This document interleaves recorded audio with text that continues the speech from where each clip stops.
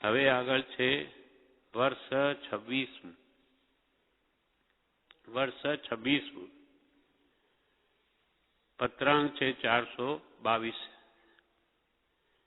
પત્રાંક 422 મુંબઈ કારતક સુદ 1949. મુંબઈથી લખે છે. આ પત્ર કોના ઉપર છે નામ નથી. એમાં લખે છે ધર્મ સંબંધી પત્રાદિ વ્યવહાર પણ ઘણો થોડો રહે છે, જેથી તમારા કેટલાક પત્રોની પહોંચ માત્ર લખવાનું બન્યું છે. કોના પર છે નામ નથી પાછળ. ધર્મ સંબંધી પત્ર વ્યવહાર પણ ઘણો જ થોડો રહે છે. બીજી વ્યવહારની તો વાત જુદી. ધર્મ સંબંધી પણ અમે પત્રાદિનો અમને સમય ઓછો મળે અથવા આત્મધ્યાનમાં લીનતા વિશેષ પરમાર્થ તરફ ઝોક હોવાથી એ ધર્મ સંબંધી પત્રાદિ વ્યવહાર પણ ઘણો થોડો રહે છે, જેથી તમારા કેટલાક પત્રોની પહોંચ માત્ર લખવાનું બન્યું છે. પહોંચ લખી છે, તમારા કાગળ મળી ગયો, બાકી વિશેષ પરમાર્થ સંબંધી ચર્ચા કે કોઈ પ્રશ્ન કે કોઈ ઉપદેશ તેમાં અમે લખી શક્યા નથી, જેથી તમારા કેટલાક પત્રોની પહોંચ માત્ર લખવાનું બન્યું છે. હવે કૃપાલદેવ શું લખે છે આ પત્રમાં? કાળ સંબંધી વર્તમાન સમય કેવો છે તે જણાવે છે. જીનાગમ જીન એટલે રાગવેશ અજ્ઞાનને જેણે જૂટ્યા એવા ભગવાન તીર્થંકરોએ અંતિમ તીર્થંકર ભગવાન મહાવીર સ્વામી જેમનો ઉપદેશ થયેલો બોધ તે બધો 45 આગમમાં સંગ્રહિત છે. તે જીનાગમમાં આ કાળને દુષ્મ એવી સંજ્ઞા કહી છે. દુષ્મ કાળ છે આ. તે પ્રત્યક્ષ દેખાય છે. કૃપાલ કે અમને તો પ્રત્યક્ષ દેખાય છે. ભગવાને કહ્યું તે પ્રત્યક્ષ આ દુષ્મ કાળ જ છે. તે પ્રત્યક્ષ દેખાય છે કેમ કે દુષ્મ શબ્દનો અર્થ દુઃખે કરીને પ્રાપ્ત થવા યોગ્ય એવો થાય છે. દુષ્મ દુઃખે કરીને પ્રાપ્ત થવા યોગ્ય એવો થાય છે. શું દુઃખે કરીને પ્રાપ્ત થાય? તો કે તે દુઃખે કરીને પ્રાપ્ત થવા યોગ્ય તો એવો એક પરમાર્થ માર્ગ મુખ્યપણે કહી શકાય. બાકી ભૌતિક વસ્તુઓ તો વિશેષ વૃદ્ધિ પામી છે, એની તો સુલભતા થઈ. આ દુઃખે કરીને પ્રાપ્ત થઈ શકે એવો તો આ આત્મા કલ્યાણનો માર્ગ જ અતિ દુર્લભ થઈ પડ્યો. ધર્મના નામે તો ઘણા ફિરકાઓ છે, ઘણા અનેક અધિષ્ઠાન થાય છે, પણ જે ખરેખર મોક્ષ પમાડી શકે તેવું અધિષ્ઠાન તો જ્ઞાની જ બતાવી શકે. દુઃખે કરીને પ્રાપ્ત થવા યોગ્ય એવો એક પરમાર્થ માર્ગ મુખ્યપણે કહી શકાય, અને તેવી સ્થિતિ પ્રત્યક્ષ જોવામાં આવે છે. કૃપાલદેવ આજથી 1949 એટલે આજથી 120-21 વર્ષ પહેલાની વાત કરે છે. તો આજે તો કેવી ભયંકર સ્થિતિ છે કાળની તે આપણને ખ્યાલ આવે છે. કેમ કે શાસ્ત્રોમાં જે સતયુગનું વર્ણન છે અને આ કલિયુગ, કલિયુગમાં લોકો કેવા હોય તેનું કૃપાલદેવ એક ઠેકાણે સ્પષ્ટ દ્રષ્ટાંતિ જણાવ્યું પ્રસંગમાં કે બે ખેડૂત, એક ખેડૂતે બીજાને પોતાની જમીન વેચી. ત્યારે જેણે જમીન લીધી એમાંથી ચરુનો ઘોડો નીકળ્યો. એટલે હવે એને સતયુગની વાત છે. પહેલા સતયુગ છે એટલે જેને ઘોડો નીકળ્યો એ ખેડૂતે શું કર્યું? જેની પાસેથી જમીન લીધી તેને જઈને કહ્યું કે ભાઈ આ ઘોડો તમે લ્યો, આ તમારો છે. કેમ કે મેં તો ખાલી જમીન લીધી છે, મેં કહે આ ઘડો તમારો અંદર છે એ નથી લીધો. ત્યારે સતયુગમાં પેલા જેને વેચી પેલા ભાઈ શું કહે કે ભાઈ મેં તો જમીન તમને વેચી દીધી એટલે એનો અધિકાર હવે તમારો. બે જણે એમ કહ્યું. હવે આ કઈ મેળ ખાતો નથી. પેલો કે તમારો ને પેલો કે તમારું, નિર્ણય થાય નહીં. એટલે બે જણા એમ વિચાર્યું કે ચાલો રાજા પાસે, આપણા રાજા જે નિર્ણય કરે તે સત્ય છે તેમ કરીશું. રાજા પાસે ગયા. રાજાને કહ્યું કે આ ઘડો તો આ પ્રમાણે એમ ન છે. પેલો કે ના મેં તો વેચી દીધી, મારો નથી. એટલે રાજાને વિચાર આવ્યો કે હવે વાત તો સાચી છે, શું કરવું. એની પણ સતયુગ છે તે દિવસે, હજી આ છેલ્લો દિવસ છે સતયુગના. એટલે એને પણ વિચાર આવ્યો કે રાત્રે હું શાંતિથી વિચાર કરી ને શું કરવું, કાલે જવાબ આપીશ. આ કૃપાલદેવ કહ્યું છે પ્રસંગમાં એક જણને, સતયુગ ને કલિયુગનું સ્વરૂપ. જે બીજે દિવસે કલિયુગ બેઠો એટલે ત્રણેયની મતિ ફરી ગઈ. ના ભૂલ્યો હું. પેલા બે જણે શું કહ્યું કે અમારે બેને મેળ બેસતો નથી, એટલે મહારાજ આ જમીન તમારી છે એટલે આ ધન તમારું, ચરુનો ઘડો તમે લ્યો, રાજ્ય તમારું છે. તે રાજા કે નહીં, મારાથી કેમ લેવાય, જમીન તમારી છે, તમારે બે નિર્ણય કરવો. સતયુગમાં તો રાજાએ પણ એવો જવાબ આપ્યો. હવે બીજે દિવસે ત્રણેયની બુદ્ધિ ફરે છે. આ કલિયુગનો પ્રભાવ. એટલે જેણે જમીન વેચી એને થયું કે ખરેખર જમીન તો મારી છે, એને ઘડો મને આપવા આવ્યો, મેં કેમ નહીં લીધો. એટલે એને જેને કહ્યું ભાઈ તે કહ્યું બરોબર, લાવ ઘડો, મને આપ, મારો જ, મેં તો જમીન જ આપી છે. ત્યારે પેલાની મતિ ફરી ગઈ. પેલો કે હવે હું શાનો આપું, તમે કહ્યું કે તમારો એટલે મારો જ, તમે તો જમીન છો, બધું મને વેચ્યું, તમારો અધિકાર છે નહીં, તમે કાલે કીધું નથી. પેલા એ ના પાડી દીધી. આમાં ઝઘડો પડ્યો એટલે બે રાજા પાસે ગયા કે ભાઈ આ જુઓ અમારે આ પત્તું નથી, આ ઝઘડો શું કરવો. તો એની અદાલત બગડી કે આ ઘડો તો એ લોકો અમને આપ્યા આવેલા, તમારી બેની જમીન તો મારી છે, અસલ માલિક તો હું છું, એટલે મને મળવો જોઈએ. આમ કૃપાલે કે આવી મતિ આ કલિયુગના જીવોની છે. સ્વાર્થ વૃત્તિ માત્ર, નિસ્વાર્થ ભાવ નથી. એકબીજાનું લૂંટવા મરે, મેળવવામાં, કોઈનું ભલું કરવાથી એ રાજી થતા નથી. એમ અહીંયા કે છે આ કલિયુગ વર્તી રહ્યો છે તે કૃપાલુ કે પ્રત્યક્ષ દેખાય છે. 120 વર્ષ પહેલા કૃપાલુને ભાષે તો આજે તો એનું ભયંકર સ્વરૂપ છે. એના વિશે વચનામૃતમાં 301 પાન ઉપર કૃપાલદેવ જણાવે છે, પાનું 301, પત્રાંક 282. આ સૌભાગભાઈ ઉપર આ પત્ર છે. એમાં લખે છે, ભગવાન વ્યાસજી જે યુગમાં હતા તે યુગ બીજો હતો, સતયુગ હતો. આ કલિયુગ છે, એમાં હરિ સ્વરૂપ, હરિ નામ અને હરિજન દ્રષ્ટિએ નથી આવતા, શ્રવણમાં પણ નથી આવતા. એ ત્રણેયમાંના કોઈની સ્મૃતિ થાય એવી કોઈ પણ ચીજ પણ દ્રષ્ટિએ નથી આવતી. બધા સાધન કલિયુગથી ઘેરાઈ ગયા છે. ઘણું કરીને બધા જીવ ઉન્માર્ગે પ્રવર્તે છે.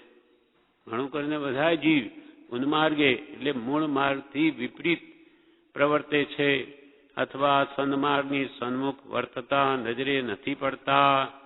ક્વચિત મુમુક્ષુ છે પણ તેને હજી માર્ગનો નિકટ સંબંધ નથી. ભગવાન વ્યાસજીએ રામાયણ લખી તે નાની પુરુષ હશે એટલે કૃપાલુ શું લખે, ભગવાન વ્યાસજી જે યુગમાં હતા તે યુગ બીજો હતો, પણ આ તો કલિયુગ છે.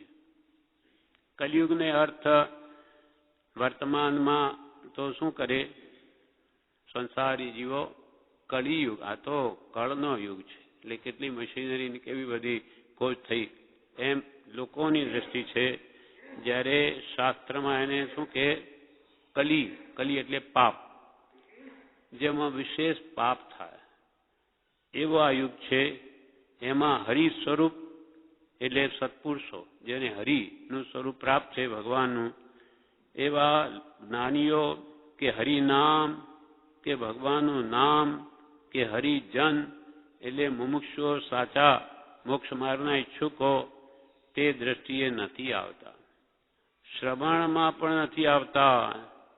એ ત્રણેયમાંના કોઈની સ્મૃતિ થાય એવી કોઈ ચીજ પણ દ્રષ્ટિએ નથી આવે. જેથી ભગવાન યાદ આવે કોઈ વસ્તુને જોતા તે પણ કે છે દ્રષ્ટિએ નથી આવતો. બધા સાધન કલિયુગથી ઘેરાઈ ગયા છે. આ ધર્મના નામે બધો વ્યવસાય જેવું થઈ ગયું. નામ, માન, મોટાઈ આખું લક્ષ્ય જ ફરી ગયો. એટલે બધા સાધન કલિયુગથી ઘેરાઈ ગયા છે. ઘણું કરીને બધા જીવ ઉન્માર્ગે પ્રવર્તે છે. ઉન્માર્ગ, સતમાર્ગ ને અસત માર્ગ. ઉન્માર્ગ એટલે વિપરીત માર્ગ, મૂળ માર્ગથી વિપરીત. જે ભગવાને મૂળ માર્ગ ઉપદેશ્યો, સમ્યક દર્શન, જ્ઞાન, ચારિત્રાણી, મોક્ષ માર્ગ, એનાથી વિપરીત પ્રવર્તે છે. અથવા સન્માર્ગની સન્મુખ વર્તતા નજરે નથી પડતા. ઘણું કરીને સન્માર્ગની સન્મુખ વર્તતા નજરે નહીં પડતા. કચિત મુમુક્ષુ છે, ક્વચિત કોઈને છૂટવાની કામના છે એવા સાચા મુમુક્ષુ પણ છે, પણ તેને હજી માર્ગનો નિકટ સંબંધ નથી. એટલે તેને જ્ઞાની પુરુષનો સમાગમ નથી. છૂટવાના ઈચ્છુક છે પણ જ્ઞાની મળતા નથી. કોઈને કોઈ અજ્ઞાની આવી જાય, એને ભેટામાં એના શિષ્ય બની જાય એટલે બિચારા એ તો આજા ફસાજા જેવું છે. મગનભાઈ શું કે આ કાળમાં બધા કેવા છે, ગુરુઓ આજા ફસાજા કંપનીઓ છે. એટલે પોતાના મતમાં એને વિચારોને પકડી લે અને એને જોઈએ છે સત, પણ સત મળતું જ નથી. ક્વચિત મુમુક્ષુ છે પણ તેને હજી માર્ગનો નિકટ સંબંધ નથી. વળી 290 પત્રમાં 90 પેજ ઉપર પાન 290 તેમાં જણાવે છે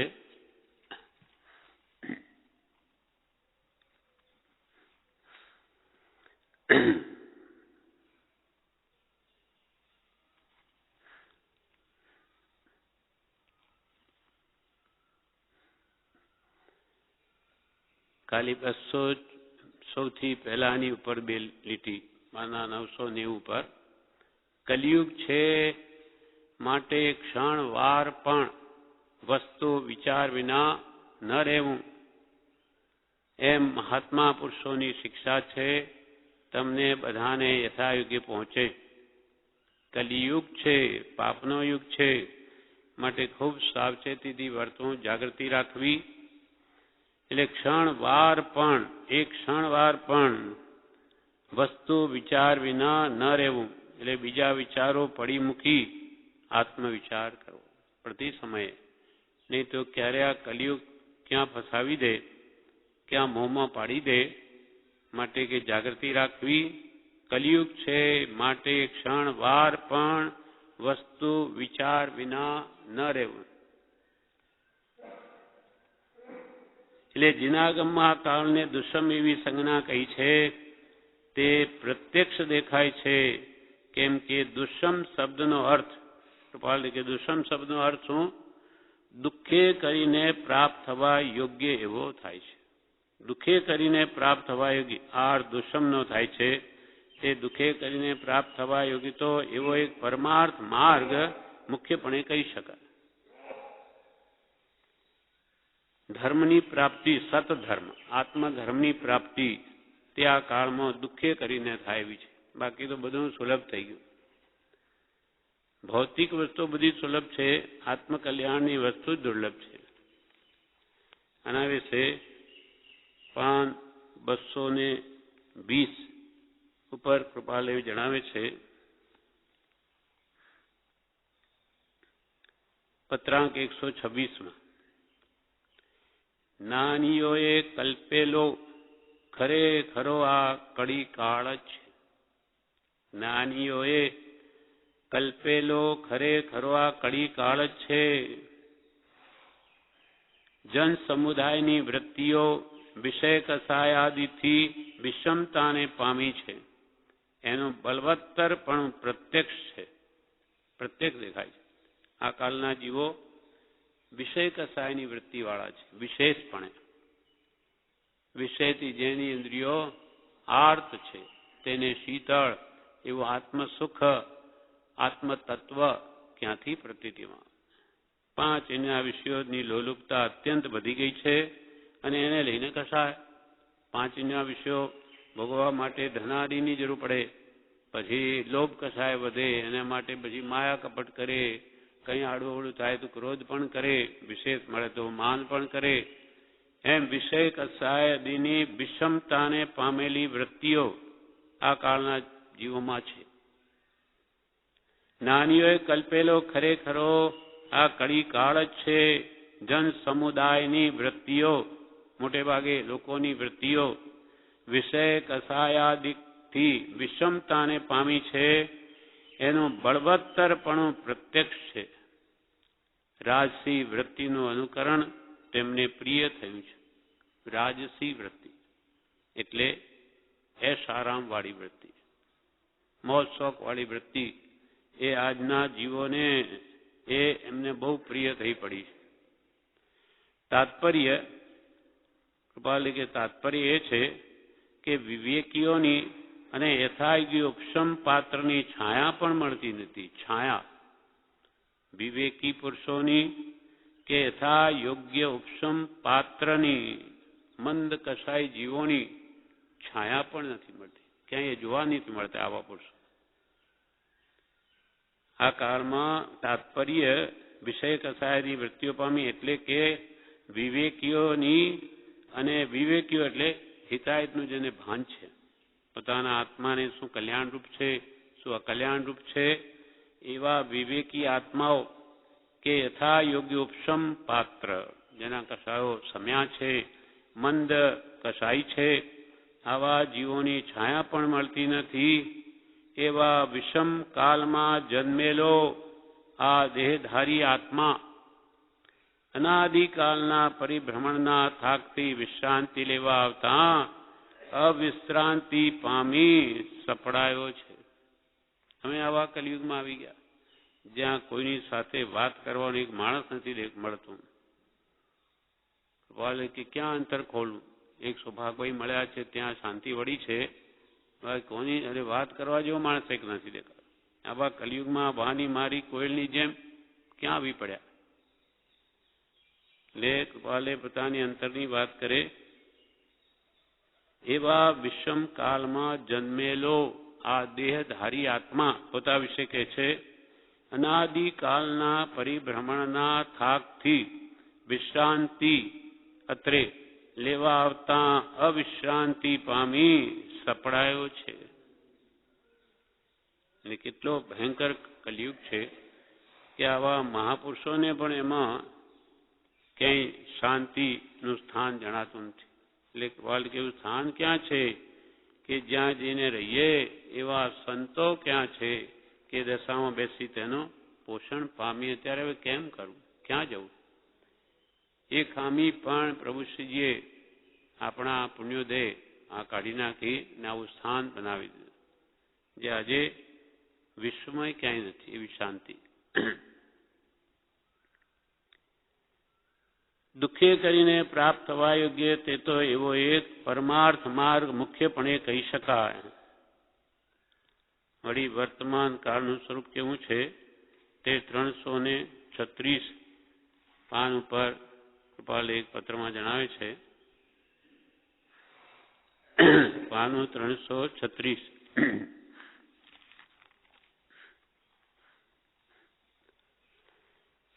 પત્રાંક 384 શબ્દાદિ 5 વિષયની પ્રાપ્તિની ઈચ્છાએ કરી જેના ચિત્ત અત્યંત વ્યાકુળપણે વર્તે છે એવા જીવોનું જ્યાં વિશેષપણે દેખાવું છે એવો જે કાળ તે આ દુષ્મ કલિયુગ નામનો કાળ છે. શબ્દ આદિ 5 વિષય, શબ્દ, રૂપ, રસ, ગંધ, સ્પર્શ, આ પાંચેન્દ્રિયોના વિષયો છે. બસ એના માટે જ માણસો મથે છે. આખી જિંદગી 5 ઇન્દ્રિયના વિષયો ભોગવીએ અને એના માટે પછી ધનાદિ મેળવીએ. એટલે આખા મોટા ભાગે સંસારી જીવોની આ જ પ્રવૃત્તિ, એના માટે જીવન ગાળે છે. શબ્દાદિ 5 વિષયની પ્રાપ્તિની ઈચ્છાએ કરી જેના ચિત્ત અત્યંત વ્યાકુળપણે વર્તે છે, એવા જીવોનું જ્યાં વિશેષપણે દેખાવું છે, એવો જે કાળ ત્યાં દુષ્મ કલિયુગ નામનો કાળ છે. આવા કાળમાં તેને વિશે વિવલપણું જેને પરમાર્થ વિશે નથી થયું, ચિત્ત વિક્ષેપ પામ્યો નથી, સંગે કરી પ્રવર્તન ભેદ પામ્યો નથી, બીજી પ્રીતિના પ્રસંગે જેનું ચિત્ત આવૃત થયું નથી, એટલે કે આવરણ પામ્યું નથી, બીજા જે કારણો તેને વિશે જેનો વિશ્વાસ વર્તતો નથી, એવો જો કોઈ હોય તો તે આ કાળને વિશે બીજો શ્રી રામ છે. તથાપી જોઈને સખેદ આશ્ચર્ય વર્તે છે કે એ ગુણોના કોઈ અંશે સંપન્ન, વિશેષની વાત જવા દો, એ ગુણોના કોઈ અંશે સંપન્ન પણ અલ્પજીવો દ્રષ્ટિગોચર થતા. આ બધા મોહી જીવો જ દેખાય છે આ કાળ. એટલે કે ખેદ તો એ થાય છે કે આ કાળ કેવો થઈ ગયો. બળી કે છે દુષ્મ શબ્દનો અર્થ દુઃખે કરીને પ્રાપ્ત થવા એવો થાય છે. તે દુઃખે કરીને પ્રાપ્ત થવા યોગ્ય તો એવો એક પરમાર્થ માર્ગ મુખ્યપણે કહી શકાય, અને તેવી સ્થિતિ પ્રત્યેક જોવામાં આવે છે.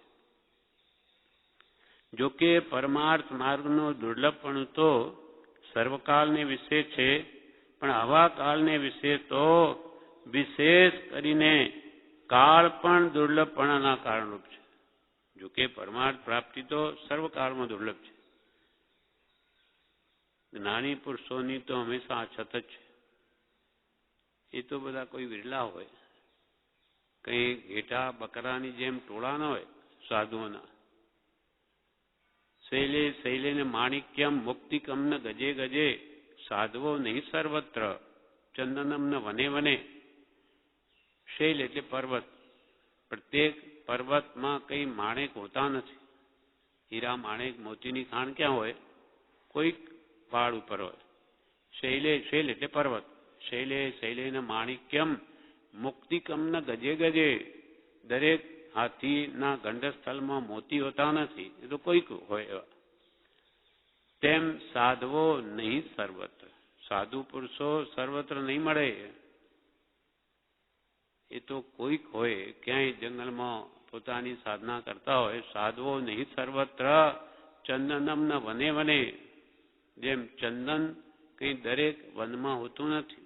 ચંદન લાકડા તો કોઈક જ વનમાં હોય. તેમ સાચા જ્ઞાની પુરુષો તો કોઈક વિરલા જ હોય છે.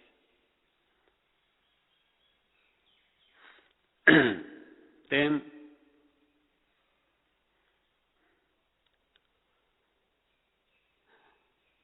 એવો એક પરમાર્થ માર્ગ કહી શકાય, તેવી સ્થિતિ પ્રત્યેક જોવામાં આવે છે.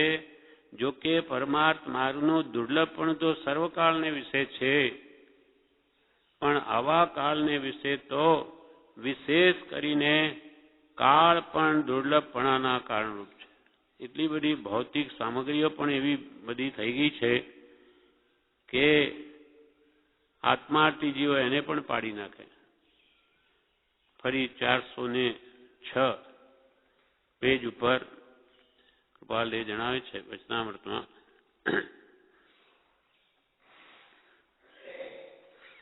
પત્રાંક 504માં પાનું 406, ઘણા પ્રત્યક્ષ વર્તમાનો પરથી એમ પ્રગટ જણાય છે કે આ કાળ તે વિષમ કે દુષમ અથવા કલિયુગ છે. ઘણા પ્રત્યક્ષ વર્તમાનો પરથી એમ પ્રગટ જણાય છે કે આ કાળ તે વિષમ એટલે વૃત્તિનો વિશેષ ચંચલપણું કરાવે વૃત્તિને, એવો આ કાળ છે. આ કાળ તે વિષમ કે દુષ્ષમ અથવા કલિયુગ છે. કાળ ચક્રના પરાવર્તનમાં અનંતવાર દુષ્ષમ કાળ પૂર્વે આવી ગયા છે. કાળચક્ર, એક કાળચક્ર કેટલું હોય? 20 કોડાકોડી સાગરોપમ, 10 કોડાકોડી સાગરોપમની એક ઉત્સર્પિણી, 6 આરા, 1 2 3 4 5 6, અને પાછું ઊંધું 6 5 4 3 2 1, એ 10 કોડાકોડીના ઉત્સર્પિણીના અવસર્પિણી હોય. બેને ભેગા કરીએ ત્યારે કાળચક્ર થાય, 20 કોડાકોડી સાગર. તો કૃપાલ કે એવા કાળચક્રના પરાવર્તનમાં એટલે 20 કોડાકોડી સાગરોપમના કાળચક્ર પણ અનંત થઈ ગયા. એવા કાળચક્રના પરાવર્તનમાં અનંત વાર દુષ્મ કાળ પૂર્વે આવી ગયા છે. દુષ્મ કાળ બી 20 કોડાકોડી સાગરોપમ કોને કહેવાય? અનંતો કાળ હોય, અસંખ્ય અનંતના પણ અનંત ભેદ છે. તો તેમાં આવા દુષ્મ કાળ તો કે અનંત આવી ગયા. તથાપી તો પણ આવો દુષ્મ કાળ કોઈક જ વખત આવે છે. આજે જે દુષ્મ કાળમાં આપણે બેઠા છીએ, હજુ એનું ભયંકર સ્વરૂપ તો આગળ છે. આ તો એનું બાલ્યપણું છે, બાલ્યાવસ્થા છે. હા, હજુ તો 2500 વર્ષ થયા, હજુ તો 18,500 વર્ષ બાકી છે. તેમાં તો હજુ ભયંકર સ્થિતિ થશે. એટલે કે છે આવો જે દુષ્મ કાળ તો અનંત દુષ્મ કાળમાં પણ આવું તો કોઈક જ આવે, અનંત પછી આવે કોઈક જ વાર, કે જેનું વર્ણન માત્ર સાંભળી અને ઋષભદેવ ભગવાનના સમયમાં કે છે શાસ્ત્રોમાં 4000 રાજાએ દીક્ષા લઈ લીધી. આવા ભયંકર કલિયુગ આગળ આવવાનો છે. એમાં આપણે જન્મીશું તો શું થશે? એ ભાવથી દીક્ષા લઈને એ મોક્ષે ચાલ્યા ગયા. તે જ કાળમાં આપણે બેઠા છે. પણ બ્રહ્મચારી એક વાત કહી છે કે જેને કૃપાલય મળ્યા છે, એની આજ્ઞામાં જે રહે છે, આવું સ્થાન જેને મળ્યું છે, તેને માટે દુષ્મ કાળ નથી. એને ચોથો આરો છે. કેમ કે માત્ર આત્માર્થ સાધવાનો બ્રહ્મચારીએ કહ્યું છે એક પત્રમાં. બાકી તો સર્વત્ર ભયંકર સ્થિતિ છે. માત્ર વિષય કસાયની વૃત્તિઓ છે અને આખો દાડો એ ધનાદિ પ્રવૃત્તિમાં જ પડ્યા છે. એમ આ કાળ તે વિષમ કે દુષમ અથવા કલિયુગ છે. કાળચક્રના પરાવર્તનમાં અનંત વાર દુષ્મ કાળ પૂર્વે આવી ગયા છે. તથાપી આવો દુષ્મ કાળ કોઈક જ વખત આવે છે. અનંત આવી ગયા, એમાં પાછો કોઈક જ વખત આવો આવે છે. શ્વેતાંબર સંપ્રદાયમાં એવી પરંપરાગત વાત ચાલી આવે છે કે અસંયતિ પૂજા નામે આશ્ચર્યવાળો હુંડ ધીટ એવો આ પંચમ કાળ અનંત કાળે આશ્ચર્ય સ્વરૂપે તીર્થંકરાદિકે ગણ્યો છે. એ વાત અમને બહુ કરી અનુભવમાં આવે છે. સાક્ષાત એમ જાણે ભાસે છે. શું કહ્યું કૃપાલદેવે? શ્વેતાંબર સંપ્રદાયમાં પરંપરાગત કેવી વાત ચાલી આવે છે કે આ કાળ કેવો છે? અસંયતિ પૂજા નામે આ કાળ છે. ભગવાન મહાવીરના સમયમાં 10 અછેરા થયા. એમાં એક આશ્ચર્ય કે અસંયતિ પૂજા એટલે જ્ઞાન રહિત સંયમ. આત્મજ્ઞાન નથી અને સંયમ છે, બાહ્ય ત્યાગ છે, અને એવા પૂજાય છે. અજ્ઞાનીઓ પૂજાય છે. એટલે કે જેને આત્મજ્ઞાન જ નથી, આત્મજ્ઞાન ત્યાં જ મુનિપણું, તે સાચા ગુરુ હોય. બાકી કુલગુરુ કલ્પના આત્માર્થી નહીં જોઈએ. આત્મજ્ઞાન વિના તો મુનિપણું જ નથી. તેવા મુનિઓ તો આ કાળમાં પૂજાશે અને દેખાય છે. અને સાચા આત્મજ્ઞાની પુરુષના કોઈ ભાવ નહીં પૂછે. જોકે એને પૂછાવાની પણ પડી નથી, એનું આત્મકલ્યાણ પોતે સાધે છે. પણ આ કાળમાં આવા અસંયમીઓ પૂજા છે. એવો આશ્ચર્યવાળો ઊંડ ધીટ આ કાળ છે.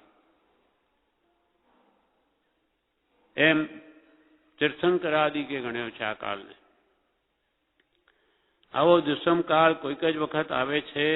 શ્વેતાંબર સંપ્રદાયમાં એવી પરંપરાગત વાત ચાલી આવે છે કે અસંયતિ પૂજા નામે આશ્ચર્યવાળો, અને આશ્ચર્ય ઉપજાવે. આ શું?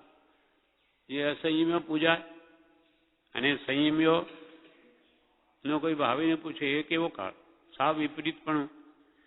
એટલે કે છે કે પરંપરા ચાલી આવે ને એ કે અસંયતિ પૂજા નામે આશ્ચર્યવાળો હુંડ ધીટ બિહામણો, ઊંડ એટલે બિહામણો, ધીટ એવા પંચમ કાળ અનંત કાળે આશ્ચર્ય સ્વરૂપે તીર્થંકરાદિકે ગણે છે. આશ્ચર્ય સ્વરૂપ, આશ્ચર્ય લાગે છે તીર્થંકરાદિને આવો કાળ, કે આખો માર્ગ ક્યાં છે ને એથી વિપરીત અસંયમીઓ પૂજાય અને સંયમીઓ એક બાજુ રહી જાય.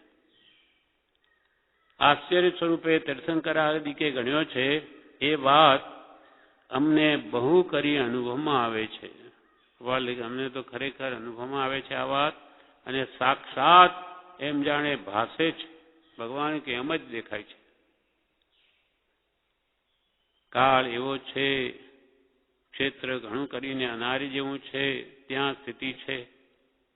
અમારે કર્મનો ઉદય કેવો? આવો તો ભયંકર કાળ કલયુગ, અને તેમાં વળી મુંબઈ જેવામાં સ્થિતિ, જે આર્ય દેશ હોવા છતાં પણ અનારી જેવું ક્ષેત્ર થઈ ગયું. ત્યાં અમારા જેવા રહેવું થાય છે, એ પણ અમને આશ્ચર્ય ઉપજાવે છે.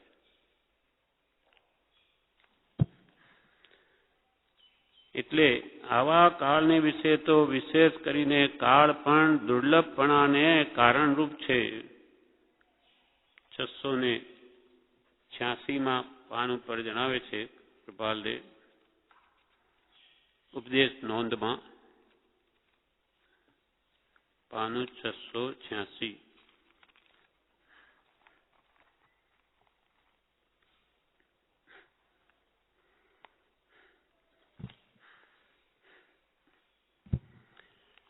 ઉપરથી છે, પૂર્વકાળમાં જીવો આરાધક અને સંસ્કારી હતા. પૂર્વકાળમાં જીવો આરાધક અને સંસ્કારી હતા. તથારૂપ સત્સંગનો જોગ હતો. તેમ સત્સંગનું મહાત્મ્ય વિસર્જન થયેલું નહોતું, અનુક્રમે ચાલ્યું આવતું હતું. તેથી તે કાળમાં તે સંસ્કારી જીવોને સત્પુરુષનું ઓળખાણ થતું. જીવો એવા સંસ્કારી હતા, આરાધક હતા, સત્સંગનો જોગ પણ હતો, સત્સંગનું મહાત્મ્ય પણ એમના હૃદયમાંથી નીકળી ગયેલું નહોતું, અનુક્રમે ચાલ્યું આવતું હતું. એટલે તે સંસ્કારી જીવોને સત્પુરુષનું ઓળખાણ પણ થતું. અને આ કાળમાં સત્પુરુષનો દુર્લભપણો હોવાથી ઘણો કાળ થયા સત્પુરુષનો માર્ગ, મહાત્મ્ય અને વિનય ઘસાઈ ગયા જેવા થઈ ગયા હોવાથી, અને પૂર્વના આરાધક જીવો ઓછા હોવાથી જીવને સત્પુરુષનું ઓળખાણ તત્કાળ થતું નથી. આ કાળમાં એક તો જ્ઞાની પુરુષનું દુર્લભપણું. જ્ઞાની કેવા એ ખબર નથી. જ્ઞાની અજ્ઞાની બે પાસે હોય તો તુલના થાય કે ભાઈ આ જ્ઞાનીના લક્ષણો આવા કહેવાય અજ્ઞાની. બધા જ અજ્ઞાની જેવા જો જ્ઞાની ન હોય તો એને ઓળખવા કેવી રીતે? એટલે આ કાળમાં સત્પુરુષનો દુર્લભપણો હોવાથી ઘણો, અને વળી ઘણો કાળ થયા સત્પુરુષનો માર, મૂળ માર. કૃપાલ કે બીજા હેમચંદ્રાચાર્યની જરૂર હતી. આ 600 વર્ષના અંતરાળમાં આટલી જૈન ધર્મની હાનિ થઈ છે. હેમચંદ્રાચાર્ય 1 લાખ ઘરને જૈન બનાવ્યા. પોતે કલિકાળ સર્વજ્ઞ કહેવાય, આટલા પ્રભાવશાળી હતા. આવા બીજા પુરુષ થયા નહીં, એટલે મૂળ માર્ગ ઘસાતો જ ગયો. ઘણો કાળ થયા સત્પુરુષનો માર્ગ, મહાત્મ્ય સત્પુરુષનું કેટલું છે, અને વિનય ઘસાઈ ગયા જેવા થઈ ગયા હોવાથી, અને પૂર્વના આરાધક જીવો ઓછા હોવાથી, પૂર્વના આરાધક જીવો છે નહીં, ત્યાં જન્મે નહીં મોટા ભાગે, એ મહાવીર ક્ષેત્રમાં જાય. પૂર્વના આરાધક જીવો ઓછા હોવાથી જીવને સત્પુરુષનું ઓળખાણ તત્કાળ થતું નથી. આરાધકતા નથી પૂર્વની. ઘણા જીવો તો સત્પુરુષનું સ્વરૂપ પણ સમજતા. સત્પુરુષ કોને કહેવા? તે કૃપાલ કે આવા કારણો બતાવે એવાને સત્પુરુષ માની બેસે. ઘણા જીવો તો સત્પુરુષનું સ્વરૂપ પણ સમજતા નથી. કાં તો છ કાયના રક્ષપાળ સાધુને, છ કાયની રક્ષા કરે ભગવાન મહાવીરનો વેશ છે, પછી ભલે અંદર ગમે તેમ વર્તન હોય પણ ઉપર શું કહે તો મહાવીરનો વેશ છે ને, પણ વેશ આપણને તારતો નથી. એના અંદર ભગવાનના જે નિયમો કે મુનિ માટે જે આચાર્યો ઘડ્યા છે એના હૃદયમાં હોવા જોઈએ પાલન, તો એ મુનિ પણ યથાર્થ છે. એટલે કાં તો રક્ષપાળ છ કાયના રક્ષપાળ સાધુને એટલે બાહ્ય ત્યાગીને અથવા આત્મના રહિત મુનિને, કાં તો છ કાયના રક્ષપાળ સાધુને, કાં તો શાસ્ત્રો ભણ્યા હોય તેને, શાસ્ત્રના બહુ અભ્યાસી હોય તો શું કહે, ઓ આ તો જ્ઞાની છે, જ્ઞાની છાપ આપી દે. શાસ્ત્રો ભણ્યા છે, અભ્યાસ કર્યો એટલે કે જ્ઞાની છે. પોતાને ખબર નથી એટલે બીજો કંઈ પણ થોડું કહે તો આ તો જ્ઞાની છે. એમ કાં તો શાસ્ત્રો ભણ્યા હોય તેને, કાં તો કોઈ ત્યાગી હોય તેને,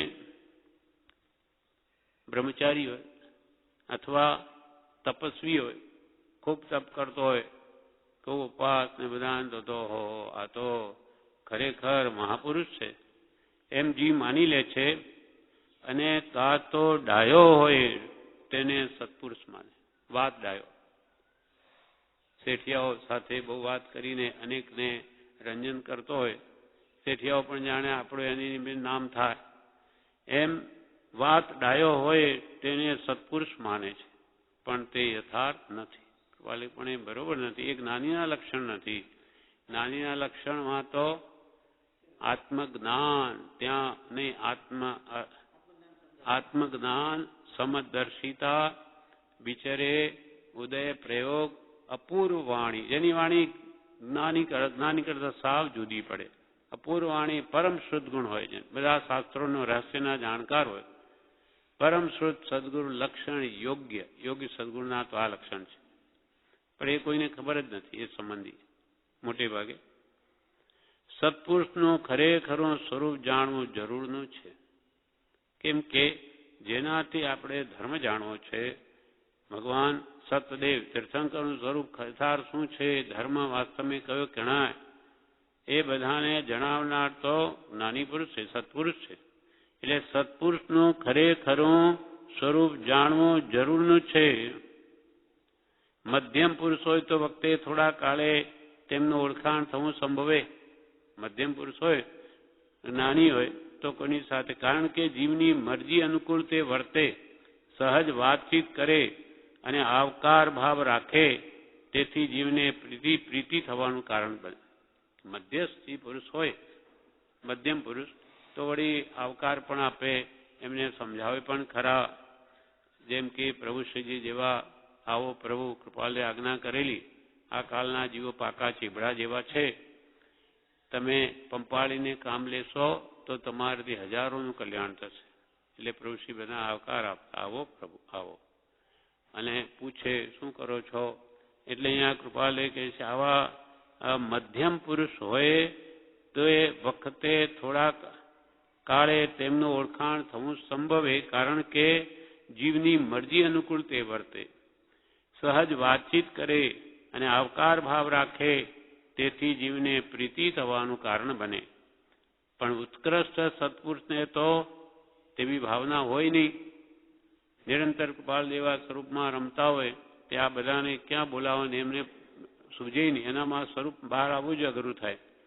પણ ઉત્કૃષ્ટ પુરુષને તો તેવી ભાવના હોય નહીં, અર્થાત નિષ્ફળતા હોવાથી તેવો ભાવ રાખે નહીં.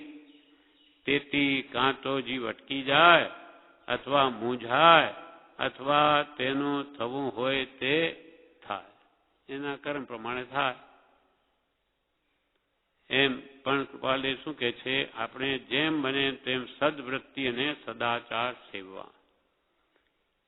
સદવૃત્તિ સદાચાર હંમેશા સેવવા, અને સત્પુરુષનું દુર્લભપણું તો હંમેશા છે જ.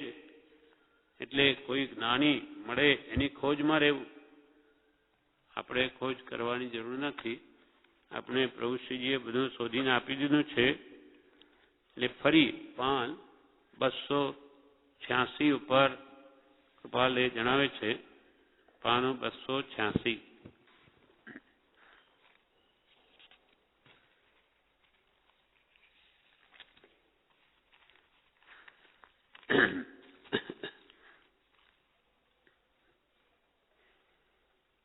એમાં પત્રાંક 249 તેમાં કહે છે,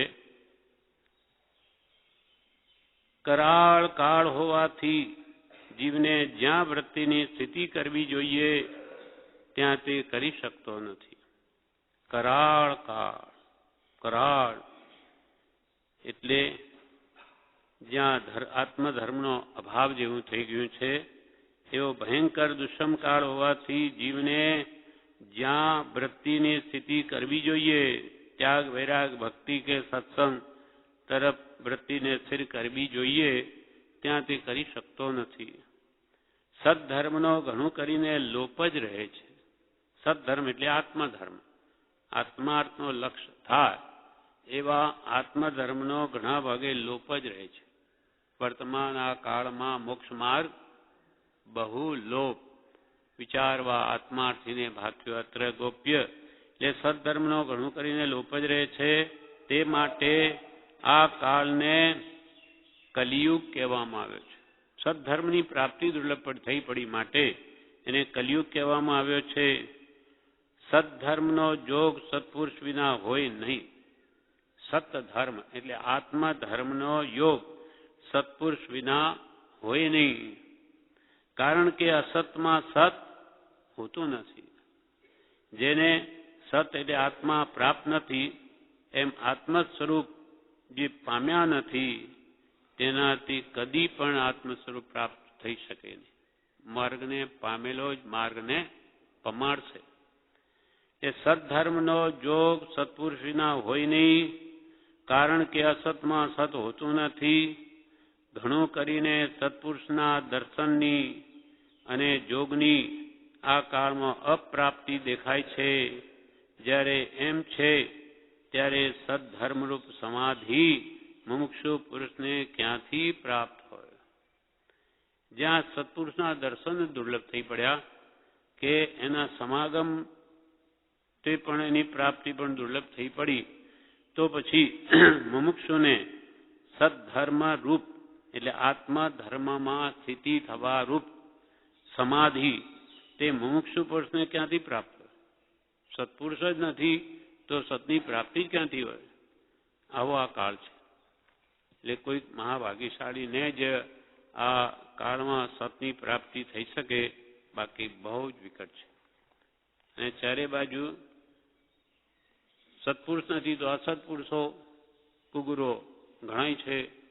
એટલે મૂળ મારથી અને પડી જવું એક એના માટે તો સાવ સામાન્ય છે. આવા ભયંકર યુગમાં સતની પ્રાપ્તિ થવી ને એના પ્રતિ શ્રદ્ધા થવી બહુ જ દુર્લભ છે. આ પ્રમાણે આ પત્ર એટલો આપણે વાંચ્યો. ઘણો મોટો પત્ર છે. આગળનો આવતીકાલ થશે.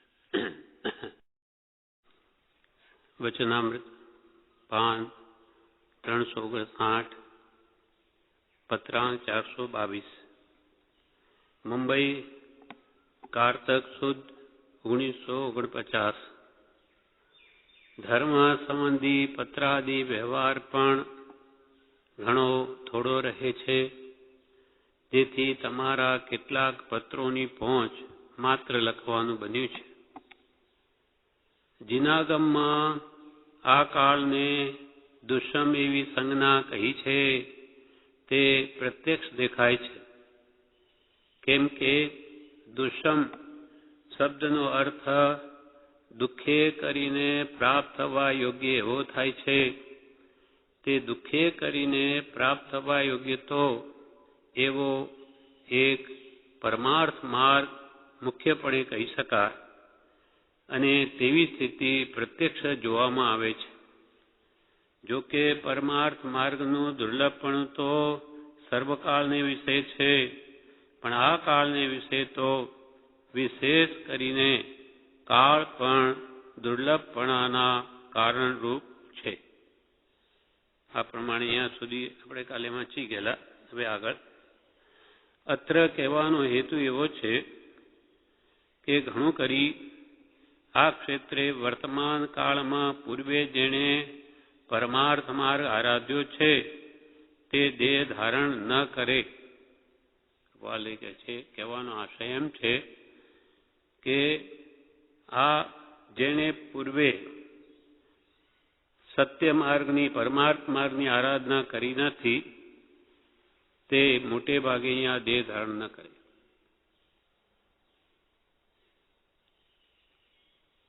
ઘણું કરી આ ક્ષેત્રે વર્તમાન પુણે જેને પરમાર્થ માર્ગ આરાધ્યો છે, જેણે ધર્મની આરાધના કરી છે તે મોટે ભાગે અહીંયા નહીં જન્મે. તે મહાવિદ્ય ક્ષેત્રમાં જન્મે, અહીંયા ન જન્મે. કેમ કે કૃપાલય કહ્યું છે હિન્દ પુણ્ય જીવોએ આ ભરત ક્ષેત્ર ઘેરી લીધું છે. મોટા ભાગે હિન્દ પુણ્ય જીવો અહીંયા જન્મે છે. એટલે આ અત્ર કહેવાનો હેતુ એવો છે આ કાળને વિશે કે ઘણું કરી આ ક્ષેત્રે વર્તમાન કાળમાં પૂર્વે એટલે કે આગલા ભવોમાં જેણે પરમાર્થ માર્ગ આરાધ્યો છે તે દેહ ધારણ ન કરે, અને તે સત્ય છે. કેમ કે જો તેવા જીવોનો સમૂહ દેહધારીપણે આ ક્ષેત્રે વર્તતો હોત, એટલે કે જો પૂર્વ આરાધક જીવો જો અહીંયા બહુ જન્મ્યા હોત તો શું થાત? તો તેમને તથા તેમના સમાગમમાં આવનારા એવા ઘણા જીવોને પરમાર્થ માર્ગની પ્રાપ્તિ સુખે કરીને થઈ શકતી હોત. આવા આરાધક જીવા જન્મ્યા હોત તો એમના સમાગમમાં આવનારા જીવોમાં પણ એ સત્સંગની અસર થાત, અને આ કાળને એનું આવું કલિયુગ પણ ભયંકર હોત નહીં. સમાગમમાં આવનારા એવા ઘણા જીવોને પરમાર્થ માર્ગની પ્રાપ્તિ સુખે કરીને થઈ શકતી હોત, અને તેથી આ કાળને દુષ્મ કહેવાનું કારણ રહેત નહીં. તો પછી આ કાળ દુષ્મ ન કહેવાત જો અહીંયા મોટે ભાગે આરાધક જીવો જન્મ્યા હોત તો. આ રીતે પૂર્વારાધક જીવોનું અલ્પપણું એ આદિ છતાં પણ વર્તમાન કાળને વિશે જો કોઈ પણ જીવ પરમાર્થ માર્ગ આરાધવાય છે તો અવશ્ય આરાધી શકે. કેમ કે દુઃખે કરીને પણ આ કાળને વિશે પરમાર્થ માર્ગ પ્રાપ્ત થાય એમ પૂર્વ જ્ઞાનીઓનું કથન છે. ભલે દુઃખે કરીને પણ આ કાળમાં માર્ગની પ્રાપ્તિ તો હજુ થઈ શકે એમ છે. વર્તમાન આ કાળમાં મોક્ષ માર્ગ બહુ લોપ જરૂર છે, પણ સર્વથા લોપ નથી થયો, હજુ છે. એટલે ભલે ને દુઃખે કરીને પણ પરમાત્મા હજુ પ્રાપ્ત થઈ શકે છે. જેની જિજ્ઞાસા એ ખોજકો એને મળી આવે. આના વિશે કૃપાલદેવ 304 પેજ ઉપર જણાવે છે.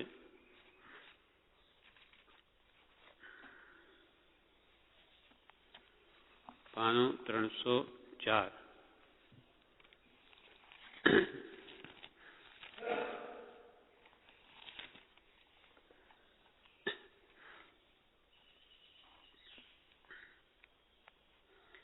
કલિયુગમાં સત્સંગની પરમ હાનિ થઈ ગઈ છે. કલિયુગમાં સત્સંગની પરમ હાનિ થઈ ગઈ છે.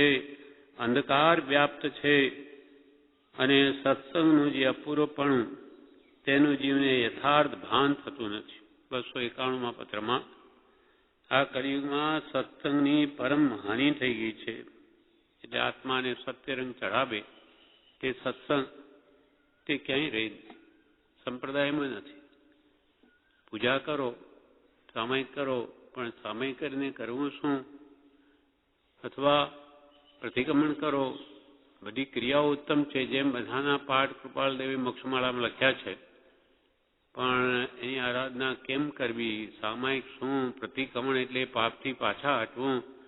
ખાલી પ્રતિક્રમણ કરીને આવી ગયા તેથી કંઈ પાપથી પાછા હટાતું નથી. જેમ કૃપાલદેવે એક જણે કહ્યું એક જણને કે તમે પ્રતિક્રમણ કરી આવ્યા કે કહી આવ્યા? તો કે સાહેબ કહી આવ્યો. હું કંઈ પાપનો વિચાર કરવાની શું પાપ થયું ત્યાં બોલી આવ્યો બસ. એમ આ જીવ એક રૂઢિગત બધી ક્રિયા બધી જ ઉત્તમ છે, પણ એના ઉપર વિચાર કરીને પાપથી પાછા કેમ હટકું? રોજે બોલું છું તો એ પાપ આજે કયા થયા અને એ પાપ કાલે ન થાય એ સંબંધી જે વિચાર જ ન કરે તો પાછો શું હટે? એટલે અહીંયા કે છે સત્સંગની આ કલિયુગમાં પરમ હાનિ થઈ ગઈ છે, અંધકાર વ્યાપ્ત છે. સત્સંગ હોય તો એને સતનો રંગ ચડે, વાત સમજાય, કસાય શું, વિષય શું, શું કરી રહ્યા છે, શું ન કરવું જોઈએ, એવો સત્સંગ એને ખબર પડે. નહીં તો અંધકાર વ્યાપ્ત છે, એટલે અજ્ઞાન રૂપી અંધકાર વ્યાપ્ત છે. અને સત્સંગનું જે અપૂર્વપણું એનું કેટલું બધું મહાત્મ્ય છે તેનું જીવને યથાર્થ ભાન થતું. સત્સંગ હોય તો બધું ભાન થાય, પણ સત્સંગની તો આ કાળમાં પરમ હાનિ થાય. પરમ એટલે ઉત્કૃષ્ટ, ખૂબ જ. આ જીવ પરમાત્મા આરાધવા ઈચ્છે તો અવશ્ય આરાધી શકે, પણ સત્સંગ જોઈએ. સત્સંગ વિના શું કરે? એટલે પત્રાંક 824 5/618 ફરી કૃપાલદેવ જણાવે છે, આનું 618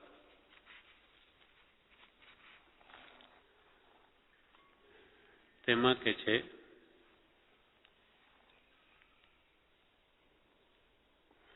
પત્રાંક 824 પ્રભુશ્રી ઉપર છે આ પત્ર. મુનિઓને વિજ્ઞપ્તિ કે શુભેચ્છાથી માંડીને ક્ષીણ મોહ પર્યંત સત્શ્રુત અને સત્સમાગમ સેવાયોગી છે. સર્વકાળમાં એ સાધનનું જીવને દુર્લભપણું છે, તેમાં આવા કાળમાં દુર્લભપણું વર્તે તે યથાસંભવ છે. શુભેચ્છાથી માંડીને ઠેઠ ક્ષીણ મોહ પર્યંત, મતલબ કેવળ જ્ઞાન પર્યંત. મોહ સર્વથા ક્ષીણ થાય અને ત્યારે કેવળ જ્ઞાન પ્રગટે. એટલે શુભેચ્છાથી માંડીને લગાવી અને ઠેઠ કેવળ જ્ઞાન પ્રાપ્ત થાય ત્યાં સુધી સત્શ્રુત, સત્શાસ્ત્ર, સત્પુરુષનો બોધ અને સત્સમાગમ, સત્સંગ સેવાયોગી છે. સર્વકાળમાં એટલે ત્રણેય કાળમાં, વર્તમાન, ભૂત, ભવિષ્ય, સર્વે કાળમાં એ સાધનનું જીવને દુર્લભપણું છે સત્સંગ. તેમાં વળી આવા કાળમાં દુર્લભપણું વર્તે તે તો યથાસંભવ છે. જ્યાં સત્પુરુષ જ નથી તો સત્સંગ ક્યાંથી મળે? દુષ્મ કાળ અને હુંડા વસર્પિણી નામનો આશ્ચર્ય ભાવ અનુભવથી પ્રત્યક્ષ દ્રષ્ટિગોચર થાય એવું છે. દુષ્મ કાળ અને હુંડા અવસર્પિણી નામનો આશ્ચર્ય ભાવ એટલે અનંતા કાળ પછી કોઈક વાર આવે એવા હુંડ એટલે બિહામણો, ધીટ એવા કાળ, હુંડા અવસર્પિણી નામનો આશ્ચર્ય ભાવ અનુભવથી પ્રત્યક્ષ દ્રષ્ટિગોચર થાય એવું છે. આ કાળનું ભયંકર સ્વરૂપ કૃપાલ કે અમને તો પ્રત્યક્ષ જણાય છે. જેવું ભગવાને કહ્યું તેમ આત્મશ્રેય ઈચ્છક પુરુષે તેથી ક્ષોભ ન પામતા વારંવાર તે યોગ પર પગ દઈ સત્શ્રુત, સત્સમાગમ અને સદવૃત્તિ બળવાન કરવા આવી છે. કે ભાઈ હવે આવો કાળ છે, શું કરીએ? સત્સંગ છે નહીં એટલે વિશેષ શું થઈ શકે? સત્પુરનો યોગ નથી, એમ ક્ષોભ પામવો નહીં, પણ વિશેષ પુરુષાર્થ વધારો. આવો કાળ છે તો આત્મશ્રેય ઈચ્છક પુરુષે, આત્મ કલ્યાણ જેને કરવું છે એવા પુરુષે તો આવા કાળથી ક્ષોભ ન પામતા, આવા કાળમાં આપણે જન્મ્યા છીએ તેથી નહીં થઈ શકે, શું કરીએ? એથી કોઈ કર્મ માફી ના આપે, પણ ભોગવવા જ પડે. તો આવા સમયમાં ક્ષોભ ન પામતા વારંવાર તે યોગ પર પગ દઈ, ગમે તેવી પરિસ્થિતિ હોય એને ઠેલી આગળ ધકેલી એના ઉપર પગ દઈને આગળ ચાલ્યા જવું. એટલે કે એને ગણકારવું નહીં, ગમે તેવો સમય હોય યોગ પર પગ દઈ સતશ્રુત અને સત્સમાગમ અને મનની સદવૃત્તિ, મનમાં ભાવ શુદ્ધિ એ બળવાન કરવા આવ્યું છે. તો કાળ એને શું કરે? આવા કાળમાં પણ આપણે સત્સંગ કરીએ, આખો દિવસ મન સ્વાધ્યાય ભક્તિમાં કે કોઈ ગોખવામાં કે ફેરવામાં કે આમ જ મનને રોકી લઈએ તો આપણને કાળ શું કરે? આપણા ભાવ શુદ્ધિ આપણે જાળવી માટે આપણને સાધન મળ્યું, બધું મળ્યું છે, એને કોઈ કાળ નડતો નથી. સત્પુરુષની આજ્ઞામાં રહે એને માટે તો આ ચોથો કાળ છે. એને ક્યાં દુઃખ છે? આપણને કોઈ દુઃખ નથી. પાપીઓને હંમેશા દુઃખ છે. મિથ્યા દ્રષ્ટિ સર્વત્ર દુઃખી છે. દેવલોકમાંય દુઃખી છે. ત્યાંય ભોગની લાલસા અત્યંત હોવાથી જેને સત્પુરુષનું શરણ નથી એ તો ત્યાંય દુઃખી છે. ત્યાંય આ ખાઉં, આ ભોગવું, ત્યાં જાઉં, આ જાઉં, એની જ વૃત્તિઓ રહે. એટલે એ નારકીમાં નરકમાંય દુઃખી, મનુષ્ય લોકમાંય દુઃખી, તિર્યંચમાંય દુઃખી અને દેવલોકમાંય દુઃખી. કોણ? મિથ્યા દ્રષ્ટિ. પણ જેની દ્રષ્ટિ સમ્યક છે, સવડી છે, આત્માર્થનો લક્ષ્ય છે, એ જીવ તો ગમે ત્યાં હોય ત્યાં સુખી જ છે. એ તો દેવલોકમાં જાય તો ત્યાંય ભગવાનની સભામાં જતો રહે, તીર્થંકરોની કે કોઈ મહાત્માના સમાગમમાં પહોંચી જાય. ઈચ્છા ભાવના હોવી જોઈએ. અહીંયા બી કેટલા બધા જીવો છે પણ સત્સંગ કરવાની ભાવના કેટલાકને થાય કે ભાઈ અહીંયા આવીને રહી જઈએ, મન જ નહીં થાય, અહીંયા બધા ટકી નહીં શકે, એને મન જ ભાગું ભાગું થાય. એમ મહાભાગ્યશાળીને જ બ્રહ્મચારી કહે છે કે આશ્રમમાં ગમે છે, બાકી ત્યાં ગમે નહીં. શું છે અહીંયા? એમ ગુરુના આરાધક હોય તેને જ આ ગમે છે. બાકી તો દુષ્મકાળ અને હુંડા અવસરપણી નામનો આશ્ચર્ય ભાવ અનુભવતી પ્રત્યેક દ્રષ્ટિગોચર થાય એવું છે. આત્માશ્રય ઈચ્છક પુરુષે તેથી ક્ષોભ ન પામતા વારંવાર તે યોગ પર પગ દઈ સત્શ્રુત, સત્સમાગમ અને સદવૃત્તિ બળવાન કરવા છે. તાળ એવો છે તો આપણે બળ બી એટલું જોરદાર કરવું. બળ કરીને આપણું બળ શું? બ્રહ્મચારી શું કે આપણે બહાર કોઈને આમ આશ્રમ વિશે ઘણું કહીએ, આમ છે તેમ છે, ત્યાં તો બહુ શાંતિ, બહુ એટલી અસર નહીં થાય એટલું એને કે એકવાર અહીંયા લઈ આવો. આ વાતાવરણ જોઈને જે અસર થશે એ આપણા લેક્ચરથી કંઈ એને ફાયદો નહીં થાય. એટલે અહીંયા આવીને પછી એને ભાવ ન જન્મે, ન જ ગમે તો પછી એના પાપ જે હોય તે. અને અહીંયા કોણ રહી શકે? બ્રહ્મચારી એકવાર કે મોક્ષને કે વિષય કસાયની ઘણી વૃત્તિઓ મોડી પડી ગઈ હોય તેની જ્યાં ગમાય. 5 ઇંચના વિષયોની બહુ ભરમાર હોય, આ ખાઉં, આ જોઉં, આ ભોગવું, સિનેમા, નાટક, રેડિયા, સિનેમા કે ખાવા પીવાની આદતો જે બહુ હોય તે અહીંયા નહીં ટકી શકે. કાં પછી લોભ કસાય આદિની કસાયો પણ તીવ્ર હોય તે પણ ન ટકી શકે. એટલે વિષય કસાયની ઘણી વૃત્તિઓ મંદ પડી હોય તે જ્યાં ટકી શકે.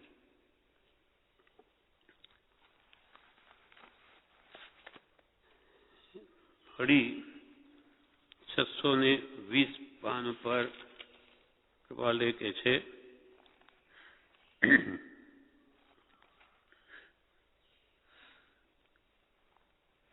પત્રાંગ 831 કે છે દુષ્મ કાળનો પ્રબળ રાજ્ય વર્તે છે.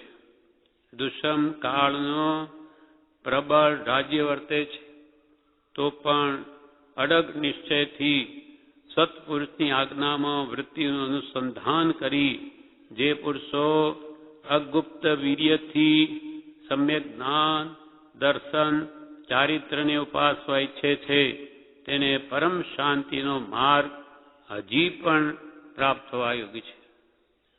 દુષ્મ કાળનું ભલે ને પ્રબળ રાજ્ય, આ તો 120 વર્ષ પહેલાની વાત છે. તો આજે તો ઓર બી એનું જોર વધારે છે, પણ આપણને કંઈ નડતું નથી.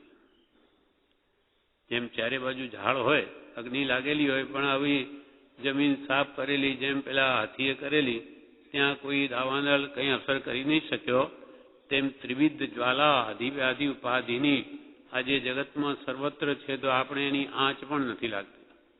કારણ કે આવી ભૂમિ કરી દીધી છે કે જ્યાં નિરંતર સત્સંગના ભગવાનના વચનો પડ થાય. એ પાણીના બિંદુની જેમ શીતળ જળ, એથી આત્મા શાંત થતો જાય. દુષ્મકાળનો પ્રબળ રાજ્ય વર્તે છે, તો પણ અડગ નિશ્ચયથી સત્પુરુષની આજ્ઞામાં, દ્રઢ નિશ્ચયથી જ્ઞાની પુરુષની આજ્ઞામાં વૃત્તિનું અનુસંધાન કરી જે પુરુષો અગુપ્ત વીર્યથી, એટલે વીર્યને ગોપવ્યા સિવાય, ગોપવ્યા વગર જેટલું બળ થઈ શકે તેથી સમ્યક જ્ઞાન, સમ્યક દર્શન અને સમ્યક ચારિત્ર્યને ઉપાસવા ઈચ્છે છે, તેને પરમ શાંતિનો માર્ગ હજી પણ પ્રાપ્ત થવા યોગ્ય છે. જે પુરુષાર્થ કરીને રત્નેત્રીની આરાધના આવા કાળમાં પણ કરે તો હજુ એનો આત્મા પરમ શાંતિ પદને પામીએ જ આપણો સર્વસંમત ધર્મ છે તે તેને પ્રાપ્ત થઈ શકે. તેને પરમ શાંતિનો માર્ગ હજી પણ પ્રાપ્ત થવા યોગ્ય છે. પત્રાંક 831માં આ કહ્યું. દુષ્મકાળનું પ્રબળ રાજ્ય વર્તે છે, તો પણ અડગ નિશ્ચયથી સત્પુરુષની આજ્ઞામાં વૃત્તિનું અનુસંધાન કરી. આજ્ઞા જીવને સ્વચ્છંદમાં આનંદ આવે પોતાની મરજી પ્રમાણે કરવામાં, પણ નાની પુરુષ કેમ મારે કરવું છે એમ વૃત્તિને ત્યાં રોકવા જો પુરુષાર્થ કરે, વૃત્તિનું અનુસંધાન કરે, બળવીર્ય પૂરવી, ભલે મન ન માને પણ ભગવાને કહ્યું એટલે મારે તો એ જ કરવું છે, તો પણ અડગ નિશ્ચયથી સત્પુરુષની આજ્ઞામાં વૃત્તિનું અનુસંધાન કરી, વૃત્તિને રોકે તે જ વ્રત છે.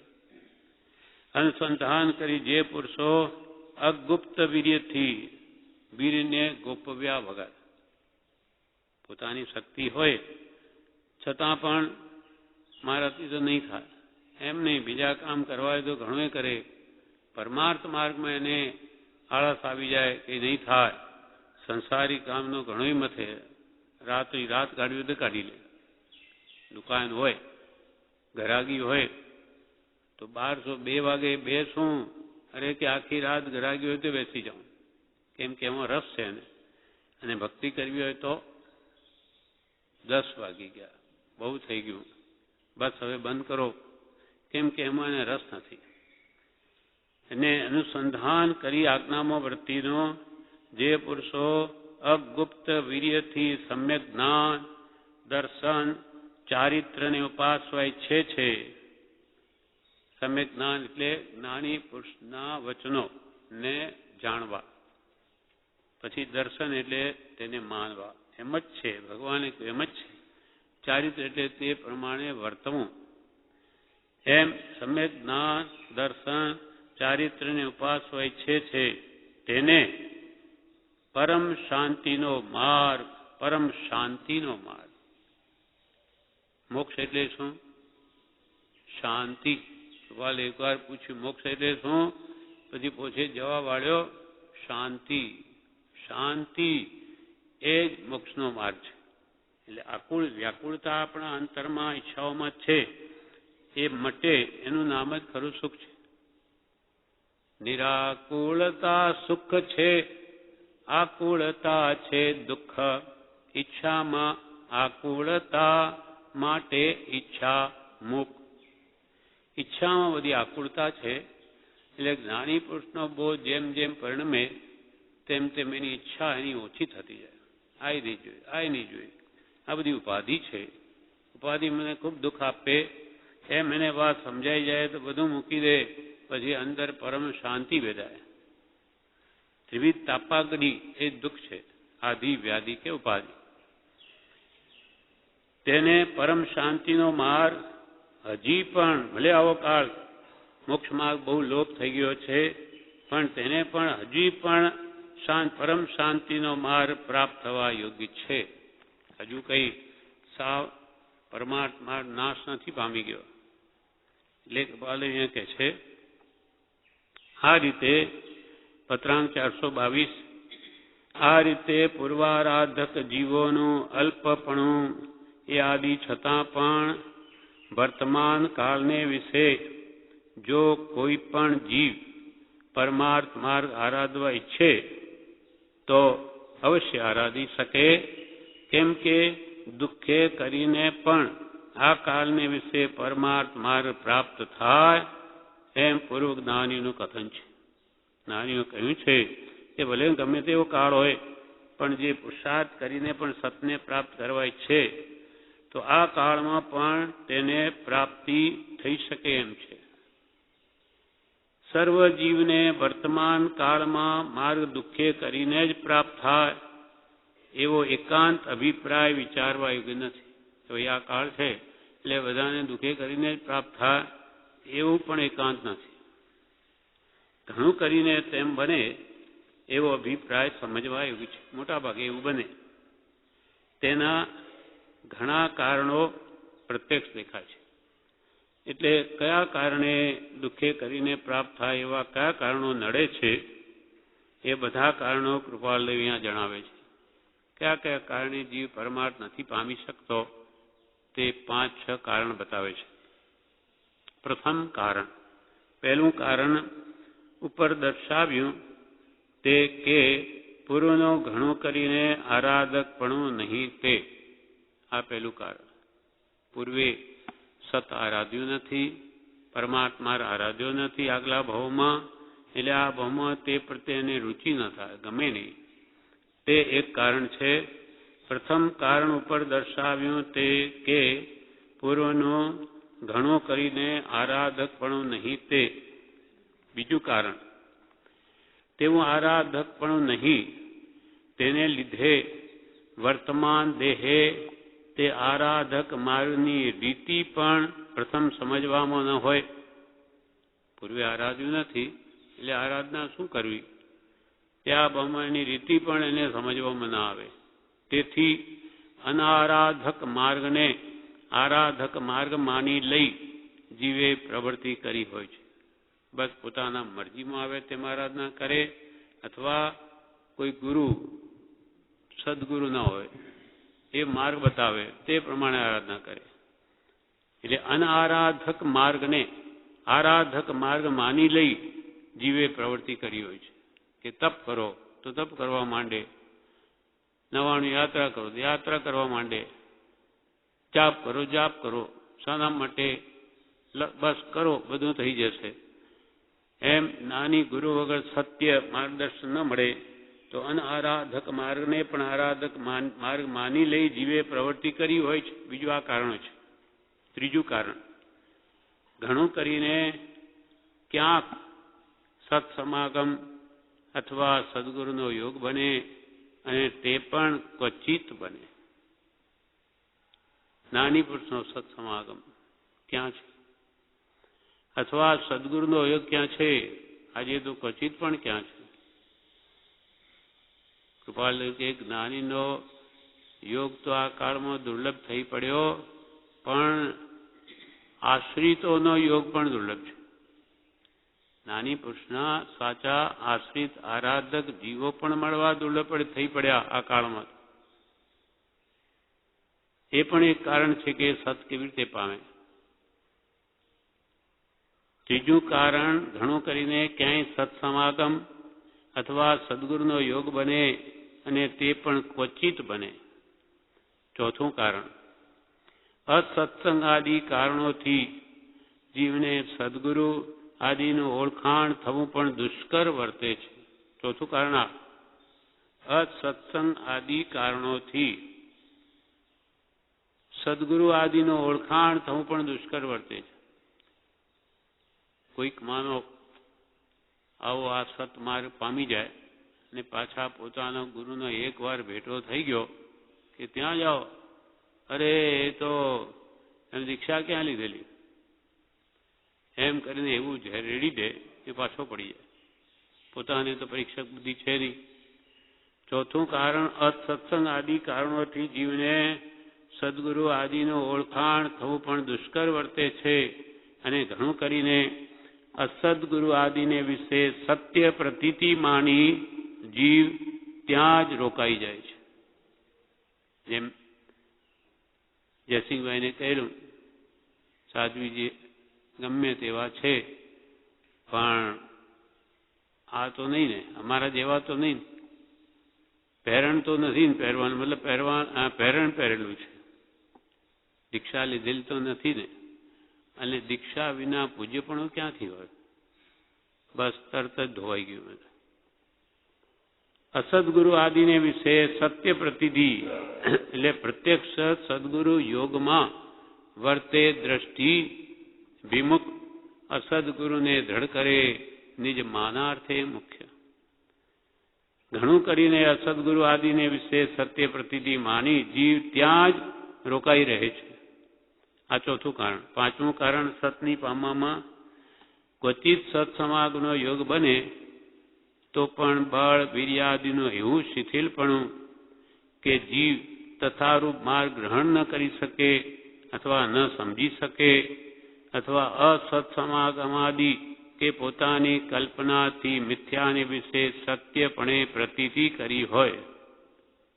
પાંચમું કારણ, માનો સત્સમાગમનો જોગ હોય, નાની મળ્યા હોય, અથવા અહીંયા આવ્યો, અહીંયા જોયું કે સત્સંગ છે, ભક્તિ કરે આખો દાડો, પણ અહીંયા તો પૂજા તો કરતા નથી, સામાયિક તો કરતા નથી, પ્રતિક્રમણ તો કરતા નથી, એટલે આ માર્ગ આપણો માર્ગ નહીં એવું કલ્પી લે. પણ આ એક ભક્તિ 3 સામાયિકની છે. 2.5 કલાકથી ઓછી એક ભક્તિ નથી, એમાં તો 3 સામાયિક થાય. તે બેસોને કોણ ના પડે? અને પૂજા, દ્રવ્ય પૂજા ઠીક છે, સારી છે, પણ એ તો કેટલા 10-15 મિનિટ, પણ અહીંયા 3 કલાક પૂજાનો પ્રોગ્રામ ચાલે. ખરો ભાવ પૂજા ના પાડે કોઈ? એ સમજાતું નથી કે અહીંયા પૂજા એટલે ભાવ પૂજા, દ્રવ્ય પૂજા પણ ભાવ પૂજા માટે છે. તો અહીંયા 3 કલાક ભાવ પૂજા થાય. પ્રતિક્રમણ એટલે પાપથી પાછા હટવું, એ આપણી ભાષામાં આખું પ્રતિક્રમણ રોજ આલોચનામાં થાય છે. બધી છે આવશ્યકમાં છે, જે આપણે સમજાય એવી રીતે એ રોજે ભાવ કરો, પાપથી પાછા હટો, બધું જ છે. આ સામાયિક 3 સામાયિકની આ પ્રતિક્રમણ પૂજા, ભાવ પૂજા શું નથી આ? પણ એ મોટા ભાગે કે જીવને સમજાય નહીં, રૂઢિગત બધું જોયેલું છે એવું અહીંયા હોય તો આ તો કંઈ બધું બીજું ધર્મ છે, બીજું જ લાગે બધું. અને કે તમે તો આખો દાડો ગુરુ આગળ બેસીને આખો સભા મંડપમાં જ ભક્તિ કરો. ત્યારે એમને કહીએ, ભાઈ તમે શું કરો છો ત્યાં? આખો દાડો જીન મંદિરમાં બેસી રહો કે અપાસરામાં બેસો ગુરુ આગળ? વ્યાખ્યાન ક્યાં સાંભળો? બધી ક્રિયા વ્રત તપ કોની પાસે લ્યો? અને સામાયિક ક્યાં કરો? તો કે અપાસરામાં. વ્યાખ્યાન ક્યાં સાંભળો? અપાસરામાં. તો પછી અમે અહીંયા શું કરીએ છીએ? આ અમારું અપાસરું, ગુરુ આગળ બેસીને અમે કરીએ. તો કે હા, એમ તો બરાબર છે, બધું જ એક જ છે. આમ ઉપરથી થોડુંક બી જુદું જોઈએ તો કે આ તો બરોબર નથી. એમ અહીંયા કે છે. પાંચમું કારણ, ક્વચિત સત્સમાગમનો યોગ બને નહીં.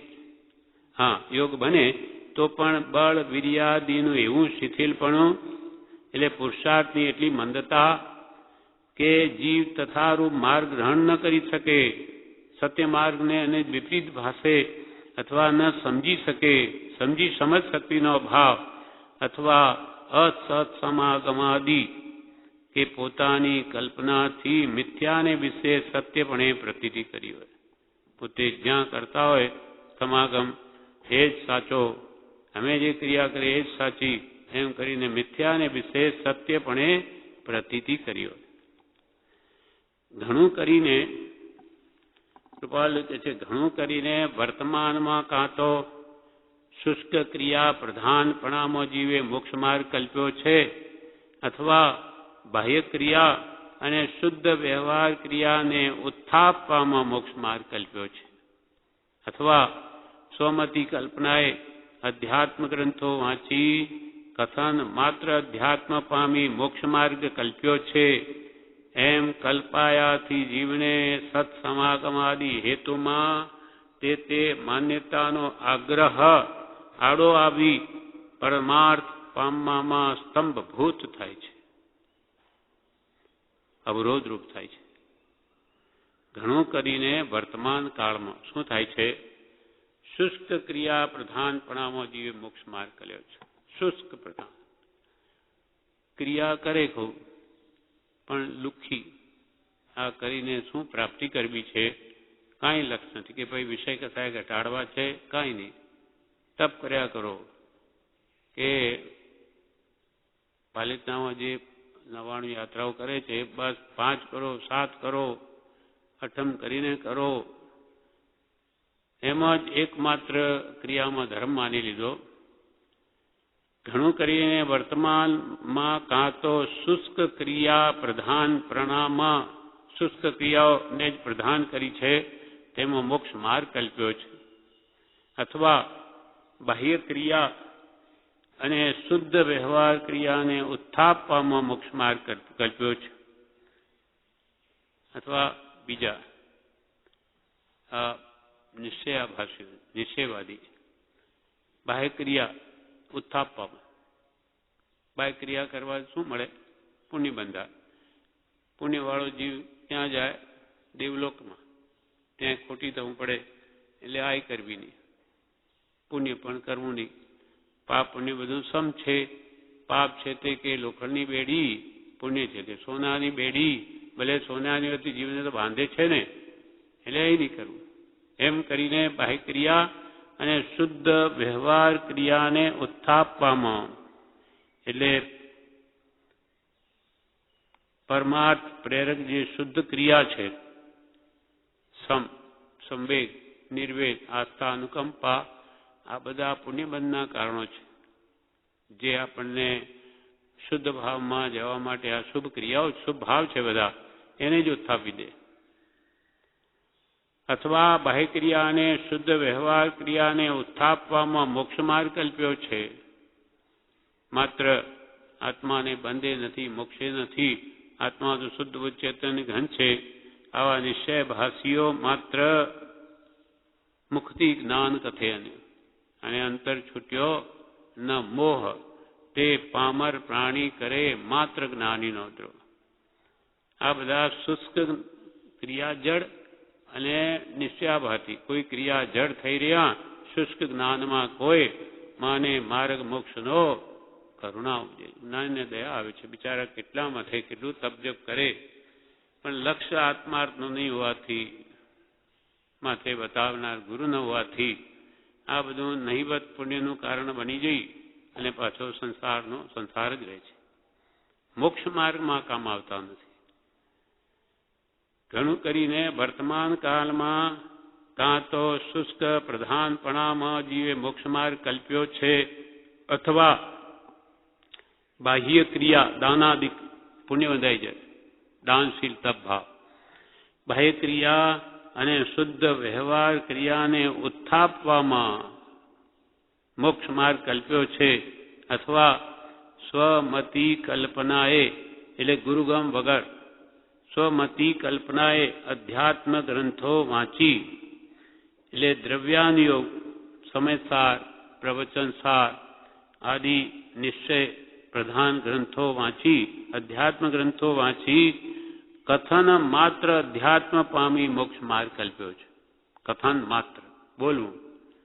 આત્મા તો શુદ્ધ ઉચ્ચેતન, આત્માની શું એ તો મહાન છે એમ વાતો કર્યા કરવી અને વર્તે પાછા મોહમાં. એમ અધ્યાત્મ ગ્રંથો વાંચી કથન માત્ર અધ્યાત્મ પામી મોક્ષ માર્ગ કલ્પ્યો છે. એમ કલ્પાયાથી જીવને સત્સમાગમાદિ હેતુમાં તે માન્યતાનો આગ્રહ આડો આવી પરમાર્થ પામવામાં સ્તંભભૂત થાય છે. એવી કલ્પનાઓ બેસી ગઈ છે કે ક્રિયાઓ કરવાથી જ મોક્ષ છે, અથવા આ બાહ્ય ક્રિયાઓને ઉત્થાપવાથી જ મોક્ષ છે, અથવા માત્ર આત્માની વાતો કરવાથી જ મોક્ષ છે, એમ પોતાના મનમાં કલ્પનામાં દ્રઢ થઈ ગયું છે. એમ કલ્પાયથી જીવને સત્સમાગમાદિ હેતુમાં સત્સમાજ એટલે સત્પુરુષના સમાગમમાં, સત્પુરુષનો સમાગમ કરવામાં તે કારણો, તે માન્યતાનો આગ્રહ આડો આવી પરમાર્થ પામવામાં સંભૂત થાય. એ જે માન્યતાઓ અંદર દ્રઢ થઈ ગઈ છે એ એને આડી આવે છે સત્માર્ગ આરાધવામાં. અને જે જીવો શુષ્ક ક્રિયા પ્રધાનપણામાં મોક્ષ માર્ગ કલ્પે છે તે જીવોને તથારૂપ ઉપદેશનું પોષણ પણ રહ્યા કરે છે. વાલે આગળ કે છે શુષ્ક ક્રિયા પ્રધાનપણાની વધારે વાત કરે છે. હવે કે જે જીવો શુષ્ક ક્રિયા પ્રધાનપણામાં મોક્ષમાં ક્રિયા કરવી, ક્રિયા કરવાથી જ મોક્ષ છે, એમ જે જીવો શુષ્ક ક્રિયા પ્રધાનપણામાં મોક્ષ માર્ગ કલ્પ્યો છે તે જીવોને તથારૂપ ઉપદેશનું પોષણ પણ રહ્યા કરે છે. ઉપદેશમાં એ જ હોય, ક્રિયા કરો, ક્રિયા કરો, તપ કરો, જપ કરો, યાત્રા કરો, મોક્ષ નિશ્ચિત. કેવી કેવી માનતા પ્રવર્તે. અઠ્ઠમ કરીને, 3 ઉપવાસ કરીને, 7 યાત્રાઓ કરે, એનો મોક્ષ નક્કી નિશ્ચિત થઈ ગયો. કોણે નક્કી કર્યું? પોતે જ્ઞાનીઓ બેસાડી દીધું, આ યાત્રા કરો એટલે તમારું. પછી ત્યાં જોયું છે, આ વખતે હમણાં ગયા ત્યારે એક બેનને પાણી છાંટતા હતા ઉપરા ઉપરી મોઢા પર. શું થઈ ગયું? અરે એકદમ ગરમી ચડી ગઈ છે, આ યાત્રાઓ 7 કરવી, અઠમ ને પછી શું કરીએ? કેમ કે છાપ લગાડવી છે. એટલે કેટલી બધી મહેનત કરે છે. પણ હવે સત્પુરુષ હોય તો એ સત બતાવે. નહીં તો આવી રીતે કે છે જે જીવો શુષ્ક ક્રિયા પ્રધાનપણામાં મોક્ષ માર્ગ કલ્પે છે, આમ કરવાથી મોક્ષ મળે, તે જીવોને તથારૂપ ઉપદેશનું પોષણ પણ રહ્યા કરે છે. તો જ ગુરુની એ જ ઉપદેશ પણ પડે. જ્ઞાન, દર્શન, ચારિત્ર ને તપ એમ મોક્ષ માર્ગ 4 પ્રકારે કયો છતાં પ્રથમના 2 પદ તો તેમણે વિચાર્યા જેવું છે. જ્ઞાન, દર્શન, ચારિત્ર ને તપ, એમાંથી 2 આગળના પદ જ્ઞાન દર્શન તો વિચાર્યા જેવું છે. તપ શબ્દનો અર્થ પણ માત્ર ઉપવાસ આદિ વ્રત કરવું. વ્રત કરો એટલે તપ થઈ ગયું. ઈચ્છા નિરોધ તપ, ખરેખર તો ઈચ્છાઓને રોકવી એનું નામ તપ છે. પછી તપ કરીને પછી 50 આઈટમો એકાસના કરીને ઉપર ચડવું ને ખાવું, ત્યાં આસક્તિ કરવી અને બીજે દિવસે માંડ પચે એવું પેટ ભરી લેવું, પણ એ લક્ષ્ય ન હોવાથી એમાં ધર્મ કલ્પાયો છે. તપ શબ્દનો અર્થ માત્ર ઉપવાસ આદિ વ્રતનું કરવું, તે પણ બાહ્ય સંજ્ઞાથી તેમાં સમજ્યા જેવું હોય છે. વળી ક્વચિત જ્ઞાન દર્શન પણ કહેવા પડે તો ત્યાં લૌકિક કથન જેવા ભાવોના કથનને જ્ઞાન, એટલે આત્માના લક્ષ્ય વગરની કથાઓ કરે મોટાભાગે મહારાજો, એટલે આપણે જ્ઞાન મળે રોજે, એટલે એને કઈ ગણી દે જ્ઞાન. આ આપણું જ્ઞાન. અને દર્શન શું? ભાવોના કથનને જ્ઞાન અને તેની પ્રતીતિ. આપણા ગુરુ જે કહે એમાં આપણે શ્રદ્ધા રાખવી, એનું નામ પ્રતીત. આ સમ્યક દર્શન. અથવા તે કહેનારની પ્રતીતિને વિશે દર્શન શબ્દનો અર્થ સમજવા જેવું રહ્યું છે. જે ગુરુ કહે માનવું, અને જે ગુરુ કથાઓ કહે એ આપણું જ્ઞાન, અને આ ઉપવાસ આદિ કરો એ તપ. બસ એમાં બધું આવી ગયું. આવી રીતે ગુરુ જ્યાં સુધી સતગુરુ ન મળે ત્યાં સુધી એને મોક્ષનો કૃપાળ કે સાચો માર્ગ કોઈ કાળે ન મળે. અને ગુરુ વગર તો જ્ઞાન થાય જ નહીં. ભગવાન તીર્થંકરોને પણ જ્ઞાન તો ગુરુથી જ થયું છે. 3 ભાવ પહેલા. તે ભાવમાં એમને ગુરુ ના હોય, પણ 3 ભાવ પહેલા તો તીર્થંકરોને પણ ગુરુથી જ જ્ઞાન થાય, સમ્યક દર્શન પામે. કેમ કે અરૂપી એવો આત્મા તે ગુરુ વગર કોઈ કાળે લક્ષ્યમાં ના આવે. જે જીવો બાહ્ય ક્રિયા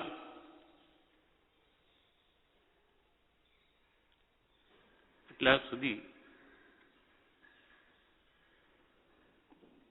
આગળનો અડધો ભાગ છે એ કાલે લઈશું. આનું વિવેચન વાંચીએ.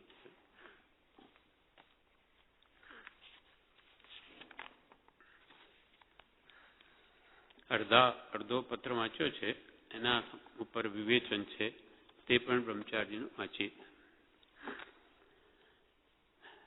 શ્રી પત્રાંક 422નું વિવેચન. શ્રી રાજ મંદિર આહોર, ફાગણ સુદ 8મ, સંમત 2008. દુકાળનો અવસર હોય ત્યારે લોકો ગમે તેવું લુખું સૂખું ભોજન મળે તેથી ચલાવે છે. દુકાળ પડી ગયો તો જે મળે એમાં ખાઈને લુખું સૂખું ખાઈને પેટ ભરે છે. ભોજન મળવું મુશ્કેલ પડે છે. એવો આ કાળમાં પરમાર્થરૂપી દુકાળ પડ્યો છે. તેથી પરમાર્થ પ્રાપ્ત થવો દુર્લભ છે. બીજી વસ્તુઓ પહેરવા ઓળવાનું તો સારું થયું છે, પહેલા કરતાં ઘણું સારું થયું છે, પણ આ કાળમાં પરમાર્થ પામવો દુર્લભ છે. આ કાળમાં નળ, પહેલાં તો પાણી માથે બેડા ઉપાડી લાવવા પડતો, આજે તો તરત જ ચકલી, મરડો કે સીધું પાણી.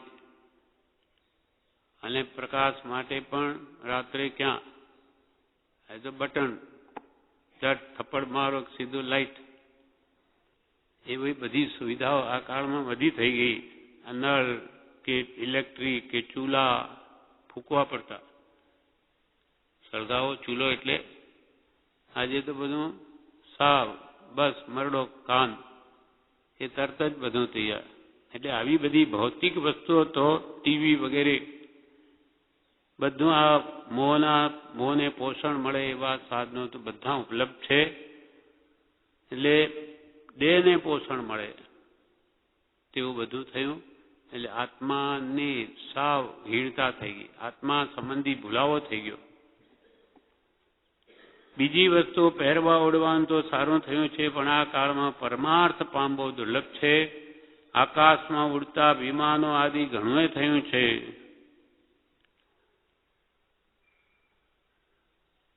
એટલે પણ પરમાર્થ આ કાળમાં દુઃખે કરીને પમાય છે. પહેલાના શ્રાવકો એવા હતા કે સાધુ ભૂલો પડ્યો હોય તો તેને પણ સુધારતા. જેમ કે કુંડલિયા શ્રાવકે રત્નાકર સૂરીને સુધારી દીધા, ઠેકાણે લાવી લીધા.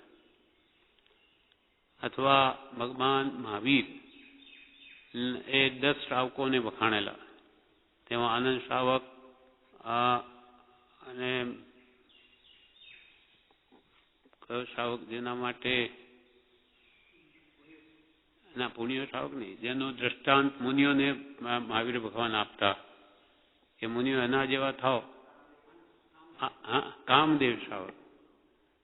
આનંદ શ્રાવકની કેટલી નિર્મળતા કે પેલું દેવલોક દેખાય. અને કામદેવ શ્રાવકનો દ્રષ્ટાંત ભગવાન મહાવીર મુનિઓને આપે.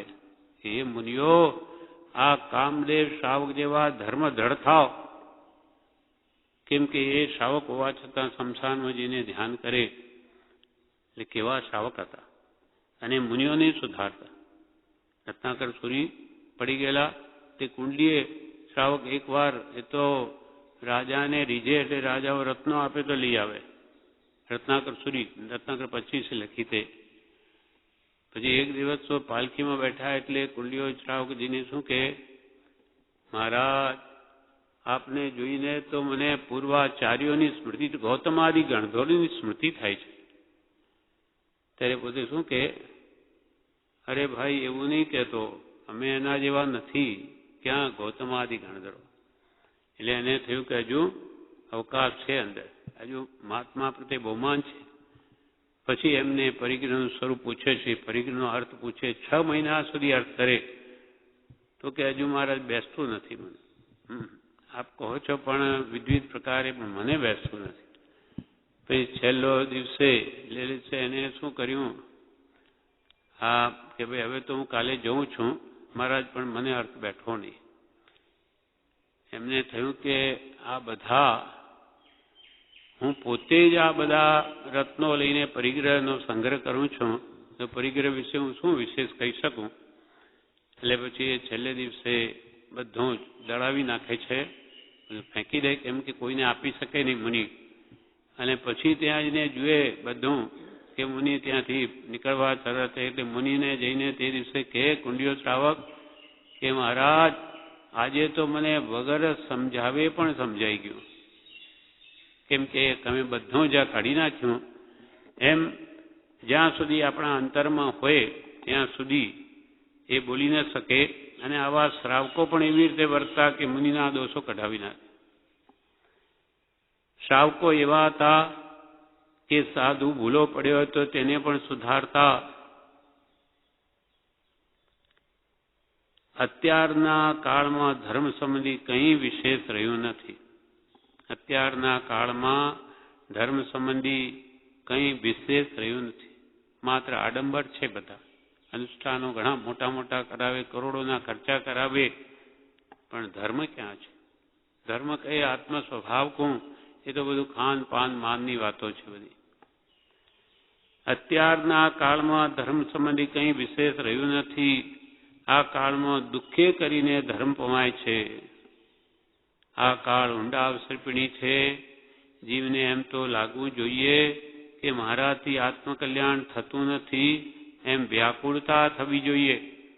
એમ થવું જોઈએ કે મારે હજુ મારાથી થતું નથી, થતું નથી થાય તો બ્રહ્મચારી કે આ થાય છે. પણ કે આપણે તો કરીએ જ છે, કૃપાલે મળ્યા આપણે હવે બે કરી આપણે શું છે, થવાનું જ છે એમ નહીં. થતું નથી. ભગવાને જે કહ્યું તે હું નથી કરતો, ઘણું કરવાનું છે એવાના હૃદયમાં સદા રહે તો કે છે કંઈક થાય છે. જીવને એમ લાગવું જોઈએ કે મારાથી આત્મકલ્યાણ થતું નથી, એમ વ્યાકુળતા થવી જોઈએ. પ્રમાદી થઈને બેસી રહેવાનું નથી. સત્સંગ મોટી વસ્તુ છે, તેમાં આત્મહિત કરવું છે. એ લક્ષ્ય રાખીને સાંભળવું, વિચારવું. આ કાળ એવો છે કે સત્પુરુષની છાયામાં રહે તો જ ધર્મ પમાય છે. આ કાળમાં જીવની યોગ્યતા તો છે નહીં, અને સત્પુરુષ હોય ને એની છત્ર છાયામાં રહે તો જ ધર્મ પમાય છે. અત્યારે શરીરના મોજ શકના સાધનો વધ્યા છે. હવે આજે સત્પુરુષો છે નહીં, કોની છત્ર છાયામાં રહીએ? આપણા માટે આ આશ્રમ સત્સંગની છત્ર છાયામાં રહીએ, જ્યાં નિરંતર સત્પુરુષનો બોધ ને બોધ, ભક્તિ, સ્વાધ્યાય ચાલ્યા કરે, ત્યાં જ એવી છત્ર છાયામાં આપણી ધર્મ ભાવના ટકી રહે. અત્યારે શરીરના મોજ શોખના સાધનો વધ્યા છે, જાત જાતના કપડા, ત્યાં બધો કળીકાળનો પ્રભાવ છે. મોક્ષની પ્રતિકૂળતા વધી ગઈ છે. આવું મોજ શોખના અને બધા આકર્ષણના સાધનો વધ્યા એટલે આપણી વૃત્તિઓ ડોળાય છે. એટલે મોક્ષની પ્રતિકૂળતા વધી ગઈ છે. સમય જ નથી મળતો. એટલો બધો કામ ને એટલો બધો પરિગ્રહ મેળવવામાં જીવોની વૃત્તિ છે કે આત્મા આરાધના કરવા માટે પણ સમય નથી. મોક્ષની પ્રતિકૂળતા વધી ગઈ છે. કેટલાય કાળ વ્યતીત થઈ ગયા પણ હજુ કલ્યાણ થયું નથી. વધારે પુરુષાર્થની જરૂર છે. કલિયુગ છે તો વધારે પુરુષાર્થની જરૂર છે. પરમાર્થ માર્ગ જેણે આરાધ્યો હોય તેવા જીવો આ કાળમાં થોડાક જન્મે છે. બાકી તો દેવલોક કે બીજા ક્ષેત્રે જાય, મહાવિદ્ય ક્ષેત્રે જાય જો આરાધક હોય તો. આ કાળમાં સારા સંયોગો હોત તો સહેલાઈથી પરમાર્થ પ્રાપ્ત થાત. કારણ કાળ એવો છે કે સત્પુરુષને શોધવા જાય તો પણ મળવા કઠણ છે. શોધવા જાય પછી કે કૃપાલે કહ્યું 500 ગૌ, પછી જ્ઞાનીને શોધવા જશો તો નહીં મળે. આ સ્થિતિ આજે આપણને દેખાય છે. આ કાળમાં સારા સંયોગો હોત, એટલે કે જ્ઞાની પુરુષનો યોગ હોત, સાચા આત્માર્થી પુરુષોની અહીંયા પ્રાપ્તિ હાજરી હોત તો સહેલાઈથી પરમાત્મા પ્રાપ્ત થાત. કાળ એવો છે કે સત્પુરુષને શોધવા જાય તો પણ મળવા કઠણ છે. પ્રભુ શ્રીજી આશ્રમમાંથી સ્ટેશને આવી બેસતા અને મારી પાસે વંચાવતા પણ કોઈ ન આવે. બ્રહ્મચારી કહે પ્રભુ શ્રી સ્ટેશને જઈને બેસે. બ્રહ્મચારી કે મને ત્યાં વંચાવે, વાંચ, કોણ આવે? જાણે કોઈક જીવને રુચિ જાગે આવે પણ કોઈ કે ના આવે. પ્રભુ શ્રીજી આશ્રમમાંથી સ્ટેશને આવી બેસતા અને મારી પાસે વંચાવતા પણ કોઈ ના આવે. ઘણા સત્પુરુષ હોત તો આ કાળને દુષ્મ કહેવાનું રહેત નહીં. આ કાળમાં ધર્મ ન થઈ શકે તેમ નથી, ભલે સત્પુરુષ નથી, પણ દુઃખે કરીને પણ પ્રાપ્ત થાય એવો આ કાળ છે. જીવની ઈચ્છા હોય તો ધર્મ આરાધી શકે છે. જીવ પુરુષાર્થ કરે તો થાય એવું છે. જેને સત્સંગનો યોગ મળ્યો છે તેને તો આ કાળ ચોથો આરો છે, કુંડામાં રત્ન છે. જીવ ધારે તો બધું કરી શકે એવી આપણને તો બધી અનુકૂળતા મળી ગઈ છે. ખાતા પીતા મોક્ષ છે, પણ કરવું હોય તેને. જેને સત્સંગ મળ્યો છે તેને તો આ કાળ ચોથો આરો છે.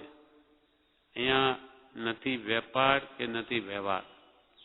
આખો દાડો વ્યવહારમાં વેપારમાં જ કાળ પૂરો થાય સમય. અહીંયા કંઈ જ નથી.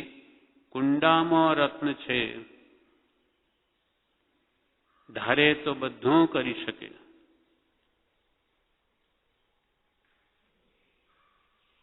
આ ભૂમિ બળતરા વગરની છે, બીજી બધે તો ત્રિવિધ તાપાગ્નિ છે. ધર્મ શું તે જીવે જાણ્યું નથી. તેથી જે કુલમાં જન્મ્યો હોય તે કુળ ધર્મમાં જ મંડી પડે છે. આરાધકને તો ખબર પડે છે, પણ અનારાધકને ખબર પડતી નથી. ધર્મની પરીક્ષા કરવા જેટલી બુદ્ધિ નથી. સત્પુરુષ મળે તો ધર્મની પરીક્ષા થાય, પણ સત્પુરુષ મળવા દુર્લભ છે. મળે તો ઓળખવા મુશ્કેલ. પહેલા તો મળવા જ મુશ્કેલ. મળે, માનો કે આપણે આ જોગ છે આ, પણ અહીંયા આવે તો એને કે શ્રદ્ધા થઈ જ જાય એવું પણ એકાંતે નથી. ધર્મની પરીક્ષા કરવા જેટલી બુદ્ધિ નથી. સત્પુરુષ મળે તો ધર્મની પરીક્ષા થાય, પણ સત્પુરુષ મળવા દુર્લભ છે. મળે તો ઓળખવા મુશ્કેલ છે. જીવને પુણ્યની ખામી છે. આ કાળમાં પરમાર્થની બધી સામગ્રી મળી આવે એવા જીવો તો કોઈક જ હોય છે. આ કાળમાં પરમાર્થની બધી સામગ્રી મળી આવે, આપણને બધી મળી આવી છે, એવા જીવો તો કોઈક જ હોય છે. આપણને એમ થાય કે આવી બધી જોગવાઈ તો બધા અહીંયા આવીને ભક્તિ સત્સંગ જ કેમ ન કરે. આપણે ભાવ કરીએ, પણ બધાના આવા કર્મ જોઈએ, પુણ્ય જોઈએ ને. બધા જાણે આવા શું કામ હવે સમય બગાડે. આવી જોગવાઈ છે પણ એ સૂજે જ નહીં, પુણ્ય ન હોય. જીવને પુણ્યની ખામી છે. આ કાળમાં પરમાર્થની બધી સામગ્રી મળી આવે એવા જીવો તો કોઈક જ હોય છે. અસત્સંગના આગ્રહવાળો જીવ હોય, એટલે મતાગ્રહ ના દાંતરડા ગળેલા હોય. ઋષિ કે દાંતરડા ગળ્યા છે તે કાઢવા બહુ મુશ્કેલ છે. મિથ્યા માન્યતાઓ પોતાના જે કુલમાં જન્મ્યો હોય તેની એવી દ્રઢ થઈ ગઈ હોય કે સત્પુરુષ મળે તો એ આગળ છૂટવા મુશ્કેલ છે. અસત્સંગના આગ્રહવાળો જીવ હોય તો સત્પુરુષ મળે તો પણ એ આગળ છૂટવા બહુ મુશ્કેલ છે. જ્યાં જીવ જાય ત્યાં ચોંટી જાય છે. મારે શું કરવું જોઈએ એવો વિચાર જ નથી આવતો.